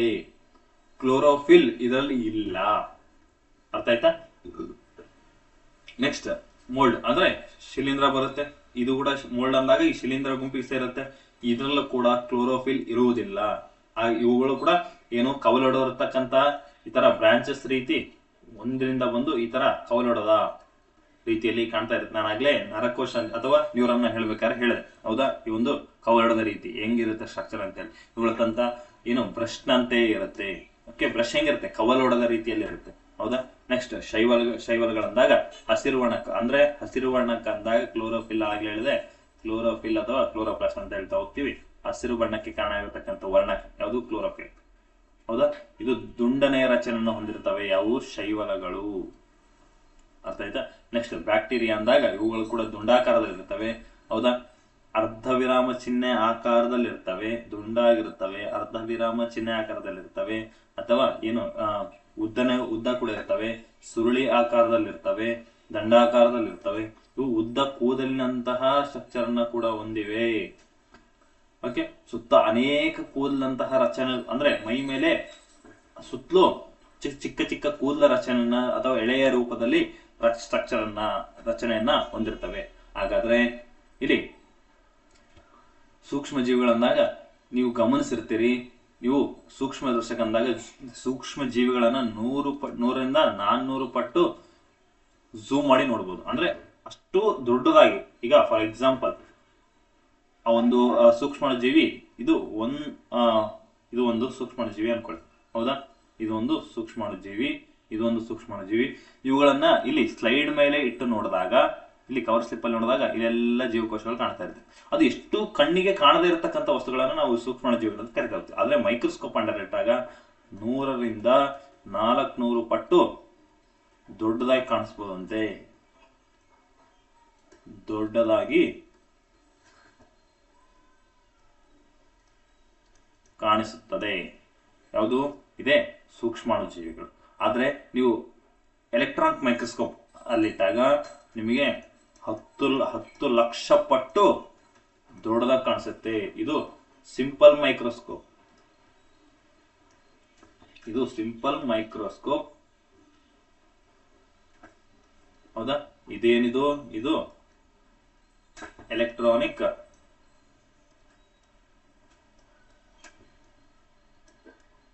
ಮೈಕ್ರೋಸ್ಕೋಪ್. ಎಲೆಕ್ಟ್ರಾನಿಕ್ ಮೈಕ್ರೋಸ್ಕೋಪ್ ಅಂತ ಕರಿತಾ ಹೋಗ್ತೀವಿ. ಹಾಗಾದ್ರೆ ಇಲ್ಲಿ ನೆಕ್ಸ್ಟ್ ಟಾಪಿಕ್ ಗಳಿಗೆ ಹೋಗೋಕ್ಕಿಂತ ಮುಂಚೆ, ಅಂದ್ರೆ ನೆಕ್ಸ್ಟ್ ಸೂಕ್ಷ್ಮಾಣುಜೀವಿಗಳಿಗೆ ಹೋಗೋಕ್ಕಿಂತ ಮುಂಚೆ ಇಲ್ಲಿ ಒಂದು ವಿಶೇಷ ಸಂಗತಿಯನ್ನು ಕೊಟ್ಟಿದ್ದಾರೆ. ನೋಟ್ ಅಂತ ಹಾಕೊಂಡು ಬರ್ಕೊಳ್ಳಿ. ಹೌದಾ? ಏನು ಈ ಸೂಕ್ಷ್ಮಾಣುಜೀವಿಗಳಿಂದ ಕೆಲವೊಂದು ಕೂಡ ವೈರಸ್ಗಳು ಕೂಡ ಆಗಿರ್ತವೆ. ಹೌದಾ? ಇವುಗಳನ್ನ ನಾವು ಅಕೋಶೀಯ ಜೀವಿಗಳಂತ ಕರಿತಾ ಹೋಗ್ತೀವಿ. ಅಕೋಶೀಯ ಜೀವಿ, ವೈರಸ್ಗಳನ್ನ ಅಕೋಶೀಯ ಜೀವಿಗಳಂತ ಕರಿತಾ ಹೋಗ್ತೀವಿ. ಒಂದು ಪ್ರಶ್ನೆ ಆಗಿತ್ತು. ಏನಂತ ಆಗಿತ್ತು ಪರೀಕ್ಷೆಯಲ್ಲಿ? ಯಾವ ಒಂದು ಜೀವಿಯನ್ನ, ಯಾವ ಒಂದು ಸೂಕ್ಷ್ಮಾಣು ಜೀವಿಗಳನ್ನ ಕೋಶೀಯ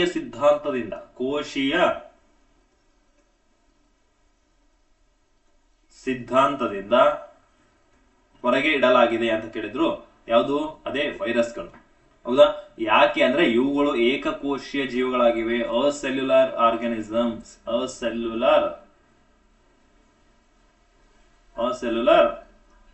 ಆರ್ಗ್ಯಾನಿಸಮ್ಸ್ ಅಂತ ಇವುಗಳನ್ನ ಹೊರಗಡೆ ಇಟ್ಟಿದ್ರು.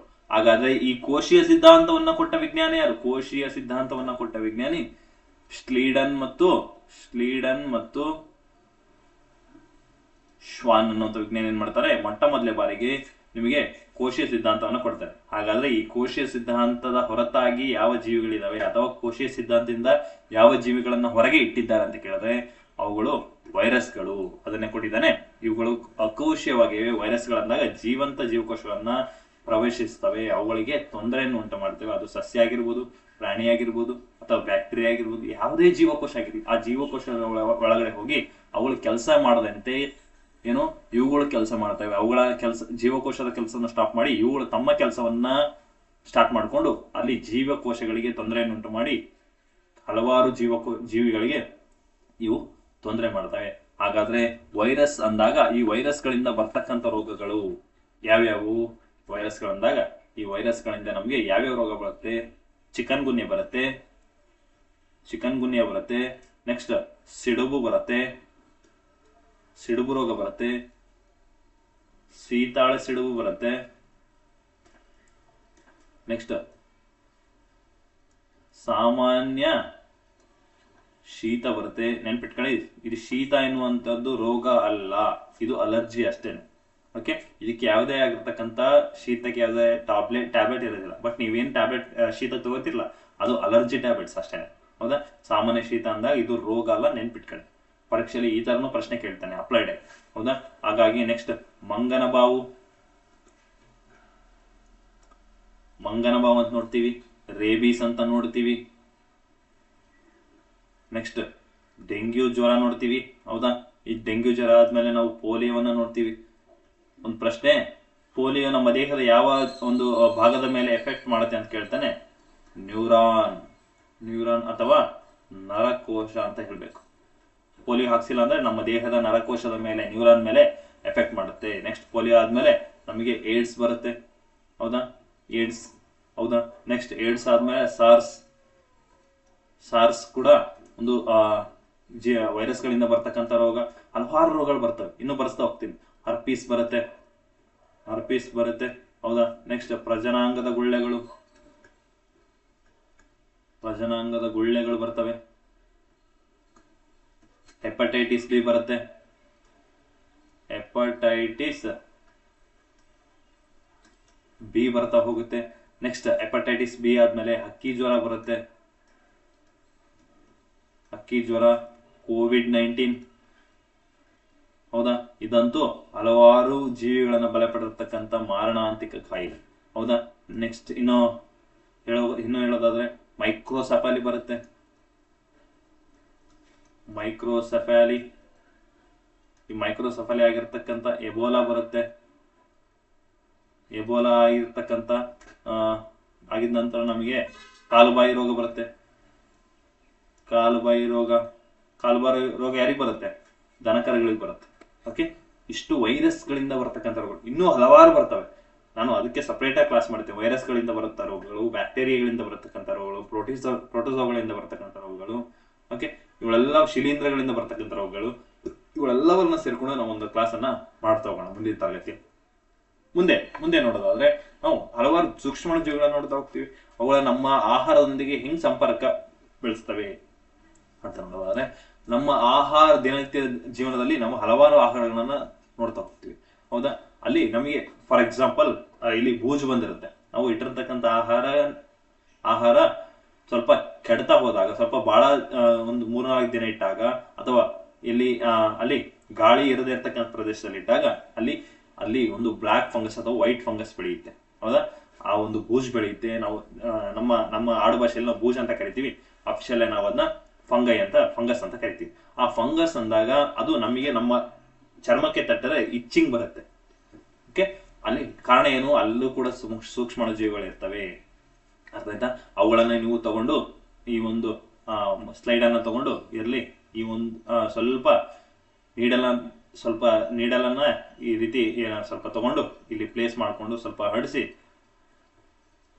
ನಾವು ಮೈಕ್ರೋಸ್ಕೋಪ್ ಕೆಳಗಡೆ ಇಟ್ಟಾಗ, ಕವರ್ ಸ್ಲಿಪ್ ಆಗಿ ಮೈಕ್ರೋಸ್ಕೋಪ್ ಕೆಳಗಡೆ ಇಟ್ಟಾಗ ಈ ಒಂದು ಸ್ಟ್ರಕ್ಚರ್ ಕೂಡ, ಚಲನೆ ಕೂಡ ಕಾಣ್ತಾ ಹೋಗುತ್ತೆ. ನಾವು ದಿನನಿತ್ಯ ಆಹಾರಗಳಿರ್ತಕ್ಕಂಥ ನಿಂಬೆ ಆಗಿರ್ಬೋದು, ಟೊಮೆಟೊ ಆಗಿರ್ಬೋದು, ಇನ್ನು ಹಲವಾರು ವಸ್ತುಗಳು, ನಾವು ಹಲವಾರು ಆಹಾರಗಳನ್ನು ನೋಡ್ತೀವಿ. ಹೌದಾ. ಅದ್ ಯಾವ್ದೇ ಆಹಾರ ಆಗಿರಲಿ, ಅದಕ್ಕೆ ಬೂಜು ಬಂದೇ ಬರುತ್ತೆ. ಬಹಳ ದಿನ ಇಟ್ಟರೆ, ಗಾಳಿ ಆಡಿಲ್ಲ ಅಂದ್ರೆ ಬೂಜು ಬಂದೇ ಬರುತ್ತೆ. ಇದು ಕೊಳಿತಾ ಹೋಗುತ್ತೆ. ಬಹಳ ದಿನ ಇಟ್ಟರೆ ಆಹಾರ ಕೊಳಿತಾ ಹೋಗುತ್ತೆ. ಕೊಳಿಬೇಕಾದ್ರೆ ಈ ಒಂದು ಬೂಜು ಬರುತ್ತೆ. ಹೌದಾ. ಅವುಗಳ ಮೇಲೆ ಪುಡಿಯಂತಹ ರಚನೆ ಇರುತ್ತೆ. ಹೌದಾ. ಚಾಕ್ಲೇಟ್ ಕಲರ್ ಆಗಿರ್ಬೋದು, ಅಥವಾ ನಮಗೆ ಏನು ಆ ಒಂದು ಪಾಚಿ ಕಲರ್ ಆಗಿರತಕ್ಕಂತಹ ಆಲ್ಗೆ ರೀತಿಯ ಕಲರ್ ಇರುತ್ತೆ. ಬಟ್ ಅದು ಆಲ್ಗೆ ಆಗಿರೋದಲ್ಲ, ಆ ಒಂದು ಕಲರ್ ಕೂಡ ಇರುತ್ತೆ. ಮತ್ತು ಹತ್ತಿಯ ಎಳೆ ರೀತಿಯಾಗಿ ಈ ಒಂದು ಸ್ಟ್ರಕ್ಚರ್ಗಳು ಕಂಡು ಬರ್ತವೆ ನೋಡಿ, ಉದ್ದನೆಯಾಗಿ. ಇವುಗಳು ಎಲ್ಲವುಗಳ ಸೋಂಕಿಗೆ ಒಳಗಿರ್ತಕ್ಕಂತಹ, ಇದು ಸೋಂಕಿಗೆ ಒಳಗಾಗಿದೆ. ಈ ಒಂದು ಆಹಾರ ಸೋಂಕಿಗೊಳಗಾಗಿದೆ ಅಥವಾ ಕೊಳೆತು ಹೋಗ್ತಾ ಇದೆ ಅಂತೇಳಿ ನಾವು ಅದನ್ನ ಭಾಸ ಮಾಡ್ಕೋಬೇಕು. ಹಾಗಾದ್ರೆ ಸೂಕ್ಷ್ಮ ಜೀವಿಗಳಂದಾಗ ನಾನು ಆಗ್ಲೇ ಹೇಳಿದೆ, ನೀರು, ಗಾಳಿ, ಮಣ್ಣು, ಹಲವಾರು ಪದಾರ್ಥಗಳು ನಮ್ಮ ದಿನನಿತ್ಯ ಜೀವನದಲ್ಲಿ ಕಂಡು ಬರ್ತವೆ. ಆದ್ರೆ 2 ವಸ್ತುಗಳು ಕಂಡು ಬರೋದಿಲ್ಲ. ಯಾವುವು ಅಂದ್ರೆ ಸಿಹಿ ಮತ್ತು ಉಪ್ಪಿನ ಅಂಶ ಇರುವ ಆಹಾರದಲ್ಲಿ ಕಂಡು ಬರುವುದಿಲ್ಲ. ಯಾವುದು ಇದೆ?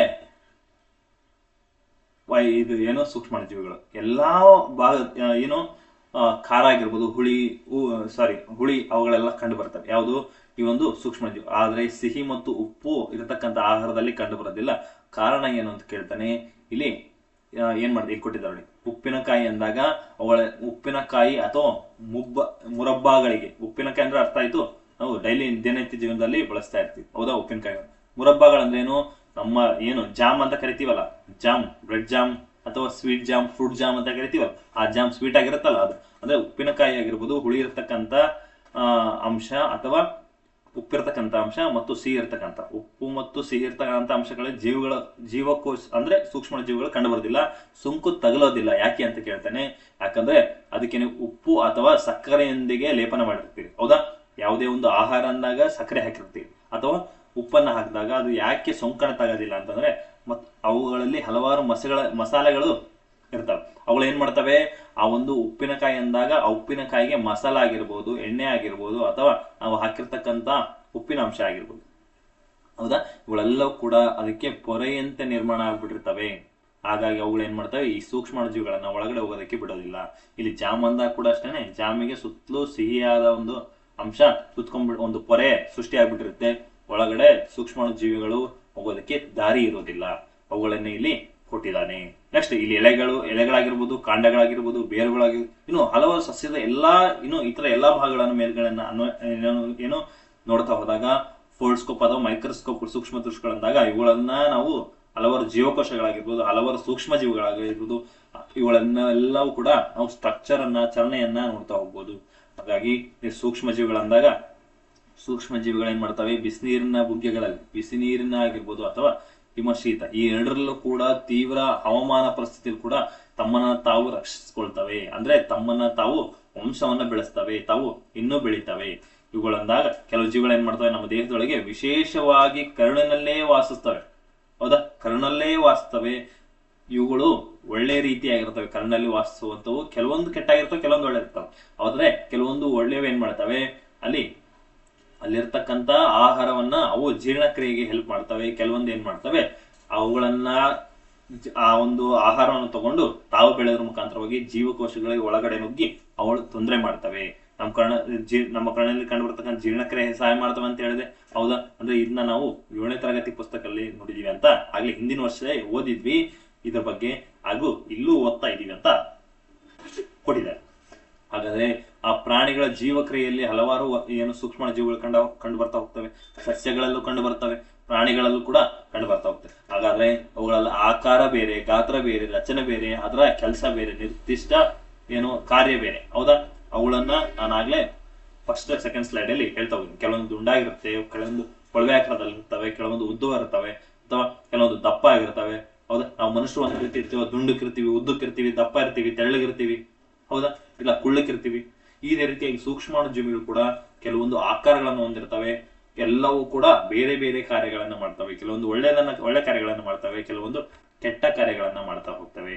ಹಾಗಾದ್ರೆ ಇಲ್ಲಿ ಸೂಕ್ಷ್ಮಾಣು ಜೀವಿಗಳನ್ನ ಪರಿಸರದಲ್ಲೂ ಕೂಡ ಸೂಕ್ಷ್ಮಾಣು ಜೀವಿಗಳನ್ನ ನೋಡ್ತಾ ಹೋಗ್ತೀವಿ. ಹೌದಾ, ಇಲ್ಲಿ ಫಾರ್ ಎಕ್ಸಾಂಪಲ್ ಇಲ್ಲಿ ಒಂದು ಚಟುವಟಿಕೆಯನ್ನು ಕೊಟ್ಟಿದ್ದಾರೆ ನೋಡಿ. ಒಂದು ಪಾತ್ರೆಯಲ್ಲಿ ನೀವು ಏನ್ ಮಾಡಿ, ಕೊಳೆತಿರ್ತಕ್ಕಂಥ ವಸ್ತುಗಳು ಅಥವಾ ಕೆಲವೊಂದು ಹಣ್ಣುಗಳನ್ನ ಹಾಕಿ ಅದ್ರ ಮೇಲೆ ಮಣ್ಣಿನ ಪದರವನ್ನ ಹಾಕಿ ಅಂತ ಹೇಳಿದ್ದಾರೆ. ಹಾಕಿದ ತಕ್ಷಣ 2 ರಿಂದ 3 ವಾರಗಳ ನಂತರ, ಅಂದ್ರೆ 2 ರಿಂದ 3 ವಾರ ಆಗಿದ ತಕ್ಷಣನೇ ಈ ಒಂದು ಸಿಪ್ಪೆಗಳಾಗಿರ್ಬೋದು, ಹಣ್ಣುಗಳನ್ನ ಹೊರಗಡೆ ತೆಗೆದಾಗ ಅದು ಸ್ವಲ್ಪ ಕೊಳತಿರೋ ರೀತಿ, ಅಂದ್ರೆ ಸಿಪ್ಪೆಗಳು ಒಂಥರ ಗಟ್ಟಿಯಾಗಿರತ್ತಿ, ಅಥವಾ ತನ್ನ ಬಣ್ಣವನ್ನ ಚೇಂಜ್ ಮಾಡೋ ರೀತಿ, ಅಂದ್ರೆ ಮುಂಚೆ ಹೇಗಿತ್ತೋ ಈಗ ಸ್ವಲ್ಪ ಮಾರ್ಪಾಡಾಗಿರ್ತವೆ. ಮುಂಚೆ ಇರೋದಕ್ಕಿಂತ ಮಣ್ಣಲ್ಲಿ ಹಾಕಿ 1-2-3 ವಾರ ಬಿಟ್ಟ ಮೇಲೆ ಅವುಗಳು ಏನಾಗಿರ್ತವೆ, ಮಾರ್ಪಾಡಾಗಿರ್ತವೆ. ಅವುಗಳು ಸಾವಯವ ಗೊಬ್ಬರವಾಗಿ, ನ್ಯಾಚುರಲ್ ಒಂದು ಸಾವಯವ ಗೊಬ್ಬರವಾಗಿ ಇವುಗಳು ಪೋಷಕಾಂಶಯುಕ್ತ, ಅಂದ್ರೆ ನಮ್ಮ ಬೆಳೆಗಳಿಗೆ ಅಥವಾ ಆಹಾರಗಳಿಗೆ ನಾವೇನು ಯೂಸ್ ಮಾಡ್ತಕ್ಕಂಥ ಗೊಬ್ಬರವಾಗಿ ಇದು ತುಂಬಾ ಅತ್ಯುತ್ತಮವಾಗಿದೆ ಅನ್ನುವಂಥದ್ದು. ಓಕೆ, ನಾವು ಕೌಡಂಗ ಅಂತ ಹೇಳ್ತಾ ಹೋಗ್ತೀವಿ. ಸಗಣಿ ಆಗಿರ್ಬೋದು, ಅಥವಾ ನಾವು ಆಹಾರ ದನಕರುಗಳು ತಿಂದು ಬಿಟ್ಟಿರ್ತಕ್ಕಂಥ ಆಹಾರಗಳನ್ನ ನಾವು ತೆಗೆದುಕೊಂಡು ಹೋಗಿ ಒಂದ್ ಕಡೆ ಸಂಗ್ರಹಣೆ ಮಾಡ್ತೀವಿ. ಹೌದಾ, ಅದನ್ನ ತಿಪ್ಪೆ ಅಂತ ಕರಿತಾ ಹೋಗ್ತೀವಿ. ಅವೆಲ್ಲವೂ ಕೂಡ ನಾವು ಹೊಲಕ್ಕೆ ಹಾಕಿದಾಗ ಅದು ಸಾವಯವ ಗೊಬ್ಬರವಾಗಿ ಅದು ತುಂಬಾ ಯೂಸ್ ಆಗುತ್ತೆ. ಬೆಳೆ ಬೆಳೆಯೋದಕ್ಕೆ ತುಂಬಾ ಪೋಷಕಾಂಶಯುಕ್ತ ಒಂದು ಸಾವಯವ ಗೊಬ್ಬರ ಆಗಿರುತ್ತೆ. ಹಾಗಾದ್ರೆ ಅದನ್ನ ಇಲ್ಲಿ ಮಾಡಿ ತೋರಿಸ್ತಾರೆ.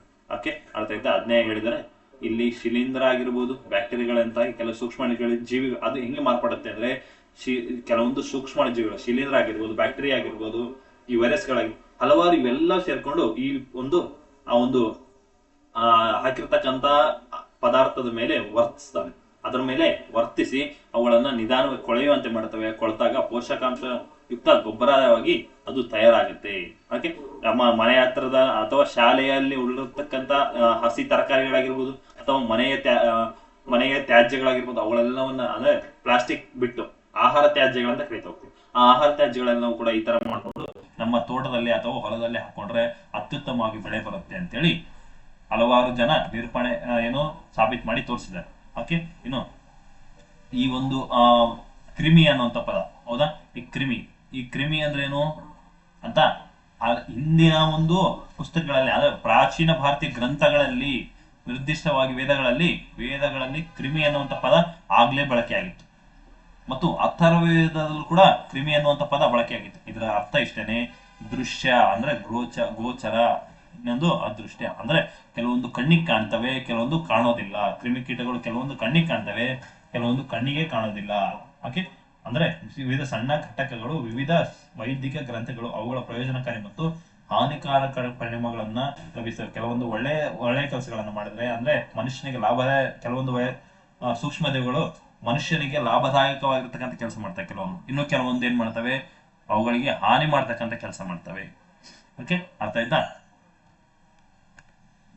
ನೆಕ್ಸ್ಟ್, ಇನ್ನು ಪಾತ್ರೆ, ಈಗ ಹೇಳದ್ನಲ್ಲ ಇದಿಷ್ಟು ಅದರಲ್ಲೇ ಇನ್ಕ್ಲೂಡ್ ಆಗಿದೆ ನೋಡಿ. ಅದೇ ಪಾತ್ರೆ ಸಂಗ್ರಹತಕ್ಕಂಥ, ತೋಟದಲ್ಲಿ ಹರಡಿರ್ತಕ್ಕಂಥ ಕೊಳೆಯುತ್ತಿರುವ ಸಸ್ಯಗಳು, ಬಿದ್ದ ಎಲೆಗಳು. ಅದೇ ನಾನು ಏನ್ ಹೇಳಿದೆ, ಕೊಳೆಯುವಂತ ವಸ್ತುಗಳು ಯಾವುದನ್ನೇ ತಗೊಂಡು ನೀವು ಅದನ್ನ ಮಣ್ಣಿನಲ್ಲಿ ಮಿಶ್ರಣ ಮಾಡಿ 1 ತಿಂಗಳು 2 ತಿಂಗಳು ಬಿಟ್ರೆ, ಅಥವಾ 2 ರಿಂದ 3 ವಾರ ಬಿಟ್ರೆ ಅದು ಸ್ವಲ್ಪ ಕೊಳೆತು ಆಹಾರಕ್ಕೆ ಏನು ಜೈವಿಕ ಗೊಬ್ಬರವಾಗಿ ಅಥವಾ ಸಾವಯವ ಗೊಬ್ಬರವಾಗಿ ಅದು ತಯಾರಾಗುತ್ತೆ. ಅರ್ಥ. ಹಾಗಾದ್ರೆ ಇನ್ನು ಸ್ವಲ್ಪ ಮುಂದಕ್ಕೆ ಹೋಗೋದಾದ್ರೆ, ಜೈವಿಕ ಅನಿಲದ ಆಕಾರವಾಗಿ ಸೂಕ್ಷ್ಮ ಜೀವಿಗಳು ಅಂತ ಕರಿತೀವಿ. ಹಾಗಾದ್ರೆ ಇಲ್ಲಿ ನಮ್ಮ ದಿನನಿತ್ಯ ಜೀವನದಲ್ಲಿ ಉಳಿದಿರ್ತಕ್ಕಂಥ ಆಹಾರದ ವೇಸ್ಟ್ ಆಗಿರ್ಬೋದು, ಆಹಾರದ ವೇಸ್ಟ್ ಜೊತೆಗೆ ನಮಗೆ ಏನ್ ಸಿಗುತ್ತೆ, ಏನ್ ನೋಡ್ತೀವಿ, ದಿನನಿತ್ಯ ಆಹಾರದ ವೇಸ್ಟ್ ಜೊತೆಗೆ ಕೆಲವೊಂದು ಯಾವುದು ಕೌಡಂಗ ಆಗಿರ್ಬೋದು, ಅಥವಾ ಸಸ್ಯ ಏನೋ ಒಂದು ದನಕರ ತಿಂದು ಬಿಟ್ಟಿರ್ತಕ್ಕಂತಹ ಆಹಾರ ಆಗಿರ್ಬೋದು, ಹುಲ್ಲುಗಳಾಗಿರ್ಬೋದು, ಅಥವಾ ಅದರ ತ್ಯಾಜ್ಯ ಆಗಿರ್ಬೋದು, ಮಲಮೂತ್ರಗಳನ್ನ, ಅವೆಲ್ಲವೂ ಕೂಡ ನಾವು ಬಯೋಗ್ಯಾಸ್ ಮೂಲಕ, ಹೌದಾ, ಈ ಬಯೋಗ್ಯಾಸ್ ಅಂತ ಕರಿತೀವಿ. ಈ ಬಯೋಗ್ಯಾಸ್ ಅಂತ ಕರಿತಾ ಹೋಗ್ತೀವಿ. ಈ ಪ್ರಕ್ರಿಯೆಯಲ್ಲಿ ಕಾರ್ಬನ್ ಡೈಆಕ್ಸೈಡ್ ಮತ್ತು ಅಧಿಕ ಪ್ರಮಾಣದ ಮೀಥೇನ್ ಬಿಡುಗಡೆ ಆಗುತ್ತೆ. ಮೇನ್ ಇದೇನೆ ಬಯೋಗ್ಯಾಸ್ ನ ಏನಕ್ಕೆ ಮಾಡ್ತೀವಿ ಅಂದ್ರೆ, ಆ ಒಂದು ವೇಸ್ಟ್, ಆಹಾರದ ವೇಸ್ಟ್ ಗಳನ್ನ ತಗೊಂಡು ಇದಕ್ಕೆ ಹಾಕಿದಾಗ ಇದು ಇಲ್ಲಿ ಆಕ್ಸಿಜನ್ ನ ಪೂರೈಕೆ ಇರೋದಿಲ್ಲ. ಆ ಆಕ್ಸಿಜನ್ ಪೂರೈಕೆ ಇರದೆ ಅವು ಒಂದು ಸೂಕ್ಷ್ಮ ಜೀವಿಗಳು ಏನ್ ಮಾಡ್ತವೆ, ಆ ಒಂದು ಆಹಾರದ ಜೊತೆಗೆ ಅಥವಾ ಆ ಒಂದು ಪದಾರ್ಥ ಜೊತೆಗೆ ವರ್ತಿಸಿ ಏನ್ ಮಾಡ್ತವೆ, ಮೀಥೇನ್ ಬಿಡುಗಡೆ ಮಾಡ್ತವೆ. ಆ ಮೀಥೇನ್ ಅನ್ನ ನಾವು ಪೈಪ್ಲೈನ್ ಮುಖಾಂತರವಾಗಿ ನಾವು ಅಡುಗೆ ಮಾಡೋದಕ್ಕೆ ಬಳಸಬಹುದು, ಅಥವಾ ಉಷ್ಣೋತ್ಪನ್ನ ಏನು ಫ್ಯಾಕ್ಟರಿಗಳಾಗಿರ್ಬೋದು, ಅಥವಾ ಹಾಸ್ಟೆಲ್ ದೊಡ್ಡ ಅಡುಗೆ ಮಾಡೋದಕ್ಕಾಗಿರ್ಬೋದು, ಇವೆಲ್ಲವೂ ಕೂಡ ವಿದ್ಯುತ್ ಉತ್ಪಾದನೆ ಮಾಡೋದಕ್ಕೆ ಆಗಿರ್ಬೋದು, ಉಷ್ಣ ಉತ್ಪಾದನೆ ಮಾಡೋಕ್ಕಾಗಿರ್ಬೋದು, ಇವೆಲ್ಲವೂ ಕೂಡ ನಾವು ಬಳಸ್ತಾ ಹೋಗ್ತೀವಿ. ಅರ್ಥ ಆಯ್ತಾ? ಹಾಗಾದ್ರೆ ಒಬ್ಬ ವಿಜ್ಞಾನಿ ಏನ್ ಮಾಡ್ತಾನೆ, ಮೊಟ್ಟ ಮೊದಲನೇದಾಗಿ ಬ್ಯಾಕ್ಟೀರಿಯಾವನ್ನ ಅಧ್ಯಯನ ಮಾಡ್ತಾನೆ. ಎಷ್ಟರಲ್ಲಿ? 1900. ಯಾರು ಅವನ ಹೆಸರು? ಡಾಕ್ಟರ್ ಆನಂದ್ ಮೋಹನ್ ಅಂತ ವಿಜ್ಞಾನಿ. 1938ರಿಂದ 2020ವರೆಗೂ ಇವರ ಕಾಲಾವಧಿ. ಬ್ಯಾಕ್ಟೀರಿಯಾ ಬಗ್ಗೆ ಅಧ್ಯಯನ ಮಾಡಿರ್ತಕ್ಕಂಥ ಈ ವಿಜ್ಞಾನಿ ಏನ್ ಮಾಡ್ತಾನೆ, 1971ರಲ್ಲಿ ಬ್ಯಾಕ್ಟೀರಿಯಾ ಬಗ್ಗೆ ಅಧ್ಯಯನ ಮಾಡ್ತಾನೆ. ಈ ಒಂದು ಅವರು ಸೋರಿಕೆಯಾದ ತೈಲವನ್ನ ವಿಭಜಿಸ್ತಾರೆ. ಪರಿಸರವನ್ನ ಸ್ವಚ್ಛಗೊಳಿಸೋದಕ್ಕೆ ಸೋರಿಕೆಯಾಗಿರ್ತಕ್ಕಂಥ ತೈಲವನ್ನ ವಿಭಜನೆ ಮಾಡಿ ಏನ್ ಮಾಡ್ತಾರೆ, ಈ ಬ್ಯಾಕ್ಟೀರಿಯಾವನ್ನ ಅಭಿವೃದ್ಧಿ ಪಡಿಸ್ತಾರೆ. ಹೌದಾ? ಈ ಆವಿಷ್ಕಾರಕ್ಕೆ ಅವ್ರು ಏನ್ ಮಾಡ್ತಾರೆ, 1980ರಲ್ಲಿ ಪೇಟೆಂಟ್ ಮಾಡಿಸ್ತಾರೆ. ಅಂದ್ರೆ ನಾನು ಪೇಟೆಂಟ್ ಅಂದ್ರೆ ಏನು, ನಾನು ಒಂದು ಸಂಶೋಧನೆ ಮಾಡಿದ್ದೀನಿ, ಅದು ಯಾರು ಕಾಪಿ ಮಾಡಬಾರ್ದು. ಓಕೆ, ನೀವು ಹಲವಾರು ಬಟ್ಟೆ ಬ್ರ್ಯಾಂಡ್ಗಳನ್ನ ನೋಡ್ತೀರಿ, ಹೌದಾ, ಹಲವಾರು ಸಂಸ್ಥೆಗಳನ್ನ ನೋಡ್ತೀರಿ, ಏನು ಸಂಶೋಧನೆಗಳಾಗಿದ್ದಾವೆ, ಅವುಗಳ ಮೇಲೆ ಬೇರೆ ಹೆಸರು ತಗೋಬಾರ್ದು ಅಂತ ಹೇಳಿ ಆ ಒಂದು ಸಂಶೋಧನೆಯನ್ನ ನೀವು ಸಾಬೀತುಪಡಿಸ್ಕೊಂಡು ಅದ್ರ ಮೇಲೆ ಪೇಟೆಂಟ್ ಅನ್ನ ತಗೊಳ್ತೀರಿ.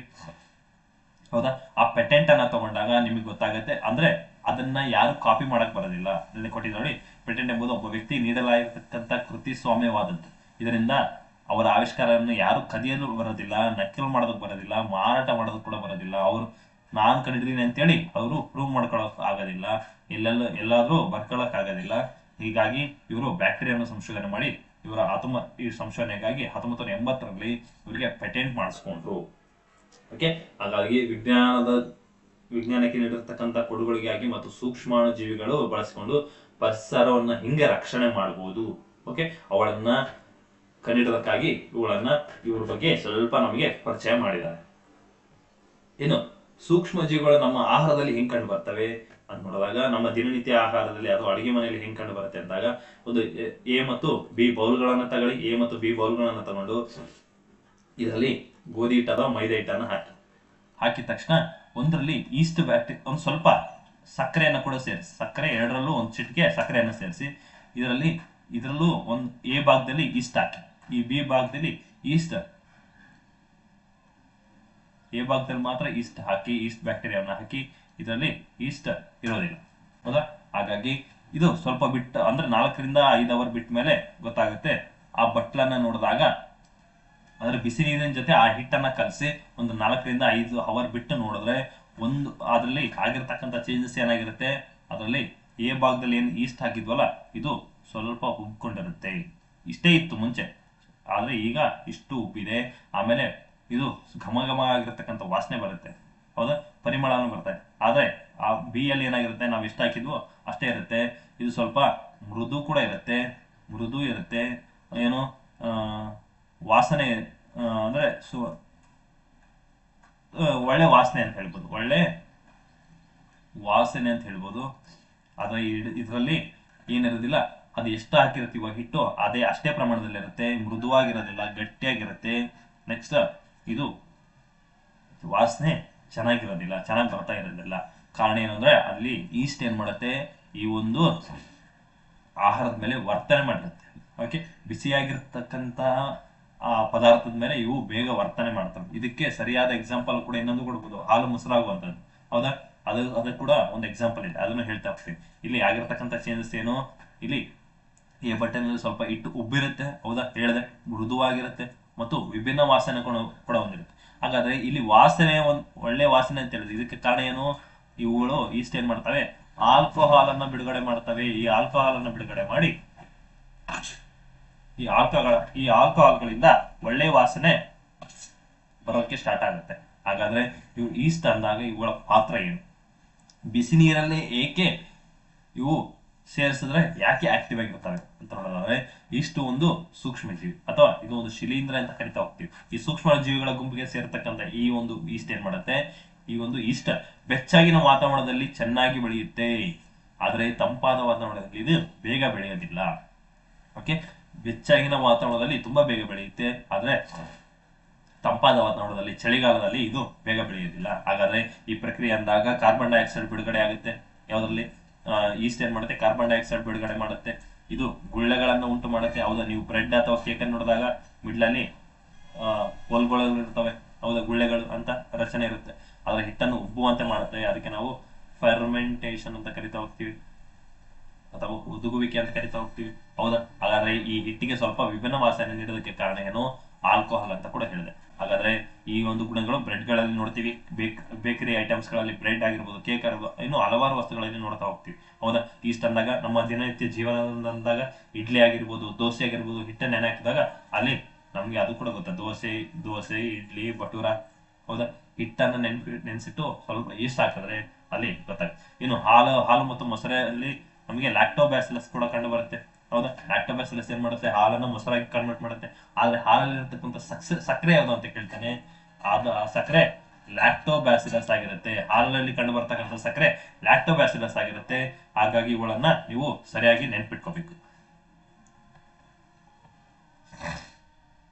ನೆಕ್ಸ್ಟ್ ಈ ಒಂದು ಏನು ಲ್ಯಾಕ್ಟೋಬ್ಯಾಸಿಲಸ್ ಅಂದಾಗ ನಾವು ಇಲ್ಲಿ ಬೆಚ್ಚಗಿನ ವಾತಾವರಣದಲ್ಲಿ ಸೂಕ್ಷ್ಮಾಣುಜೀವಿಗಳು ತುಂಬಾ ಸ್ಪೀಡ್ ಆಗಿ ಬೆಳಿತವೆ ಅಂತ ಹೇಳಿದ್ರೆ, ಹಾಗಾದ್ರೆ ಒಂದು ಬಟ್ಟಲನ್ನ ತಗೊಂಡು 2 ಬಟ್ಲನ್ನ ತಗೊಳ್ಳಿ, ಇದನ್ನ ಎ ಅಂತ ಇಟ್ಕೊಳ್ಳಿ, ಇದನ್ನ ಬಿ ಅಂತ ಇಟ್ಕೊಳ್ಳಿ, ಇದರಲ್ಲಿ ಹಾಲು ಹಾಕಿ, ಇದರಲ್ಲೂ ಕೂಡ ಹಾಲು ಹಾಕುವಂತಹದ್ದು. ಹಾಲು ಹಾಕಿದ್ರೆ ಏನಾಗುತ್ತೆ, ಎರಡರಲ್ಲೂ ಹಾಲು ಹಾಕಿದಾಗ ನಿಮಗೆ ಎರಡನ್ನು ಇಲ್ಲಿ ಎ ಭಾಗದಲ್ಲಿ ನೀವು ಇದನ್ನ ಸ್ವಲ್ಪ ಬಿಸಿ ಮಾಡಿ ಹಾಕಿ. ಹೌದಾ, ಬಿಸಿ ಮಾಡಿ ಸ್ವಲ್ಪ ಒಂದು ಚಮಚ ಮೊಸರನ್ನ ಹಾಕಿ. ಇದನ್ನ ಏನ್ ಮಾಡಿ, ಸುಮ್ಮನೆ ಒಂದು ಚಮಚ ಮೊಸರು ಹಾಕಿ ಫ್ರಿಜ್ ಅಲ್ಲಿ ಇಟ್ಬಿಡು. ಮೊಸರನ್ನ ಹಾಕಿ ಫ್ರಿಡ್ಜ್ ಅಂದಾಗ ಯಾವ ತತ್ವದ ಮೇಲೆ ಕೆಲಸ ಮಾಡುತ್ತೆ, ಪೆಲ್ಟಿಯರ್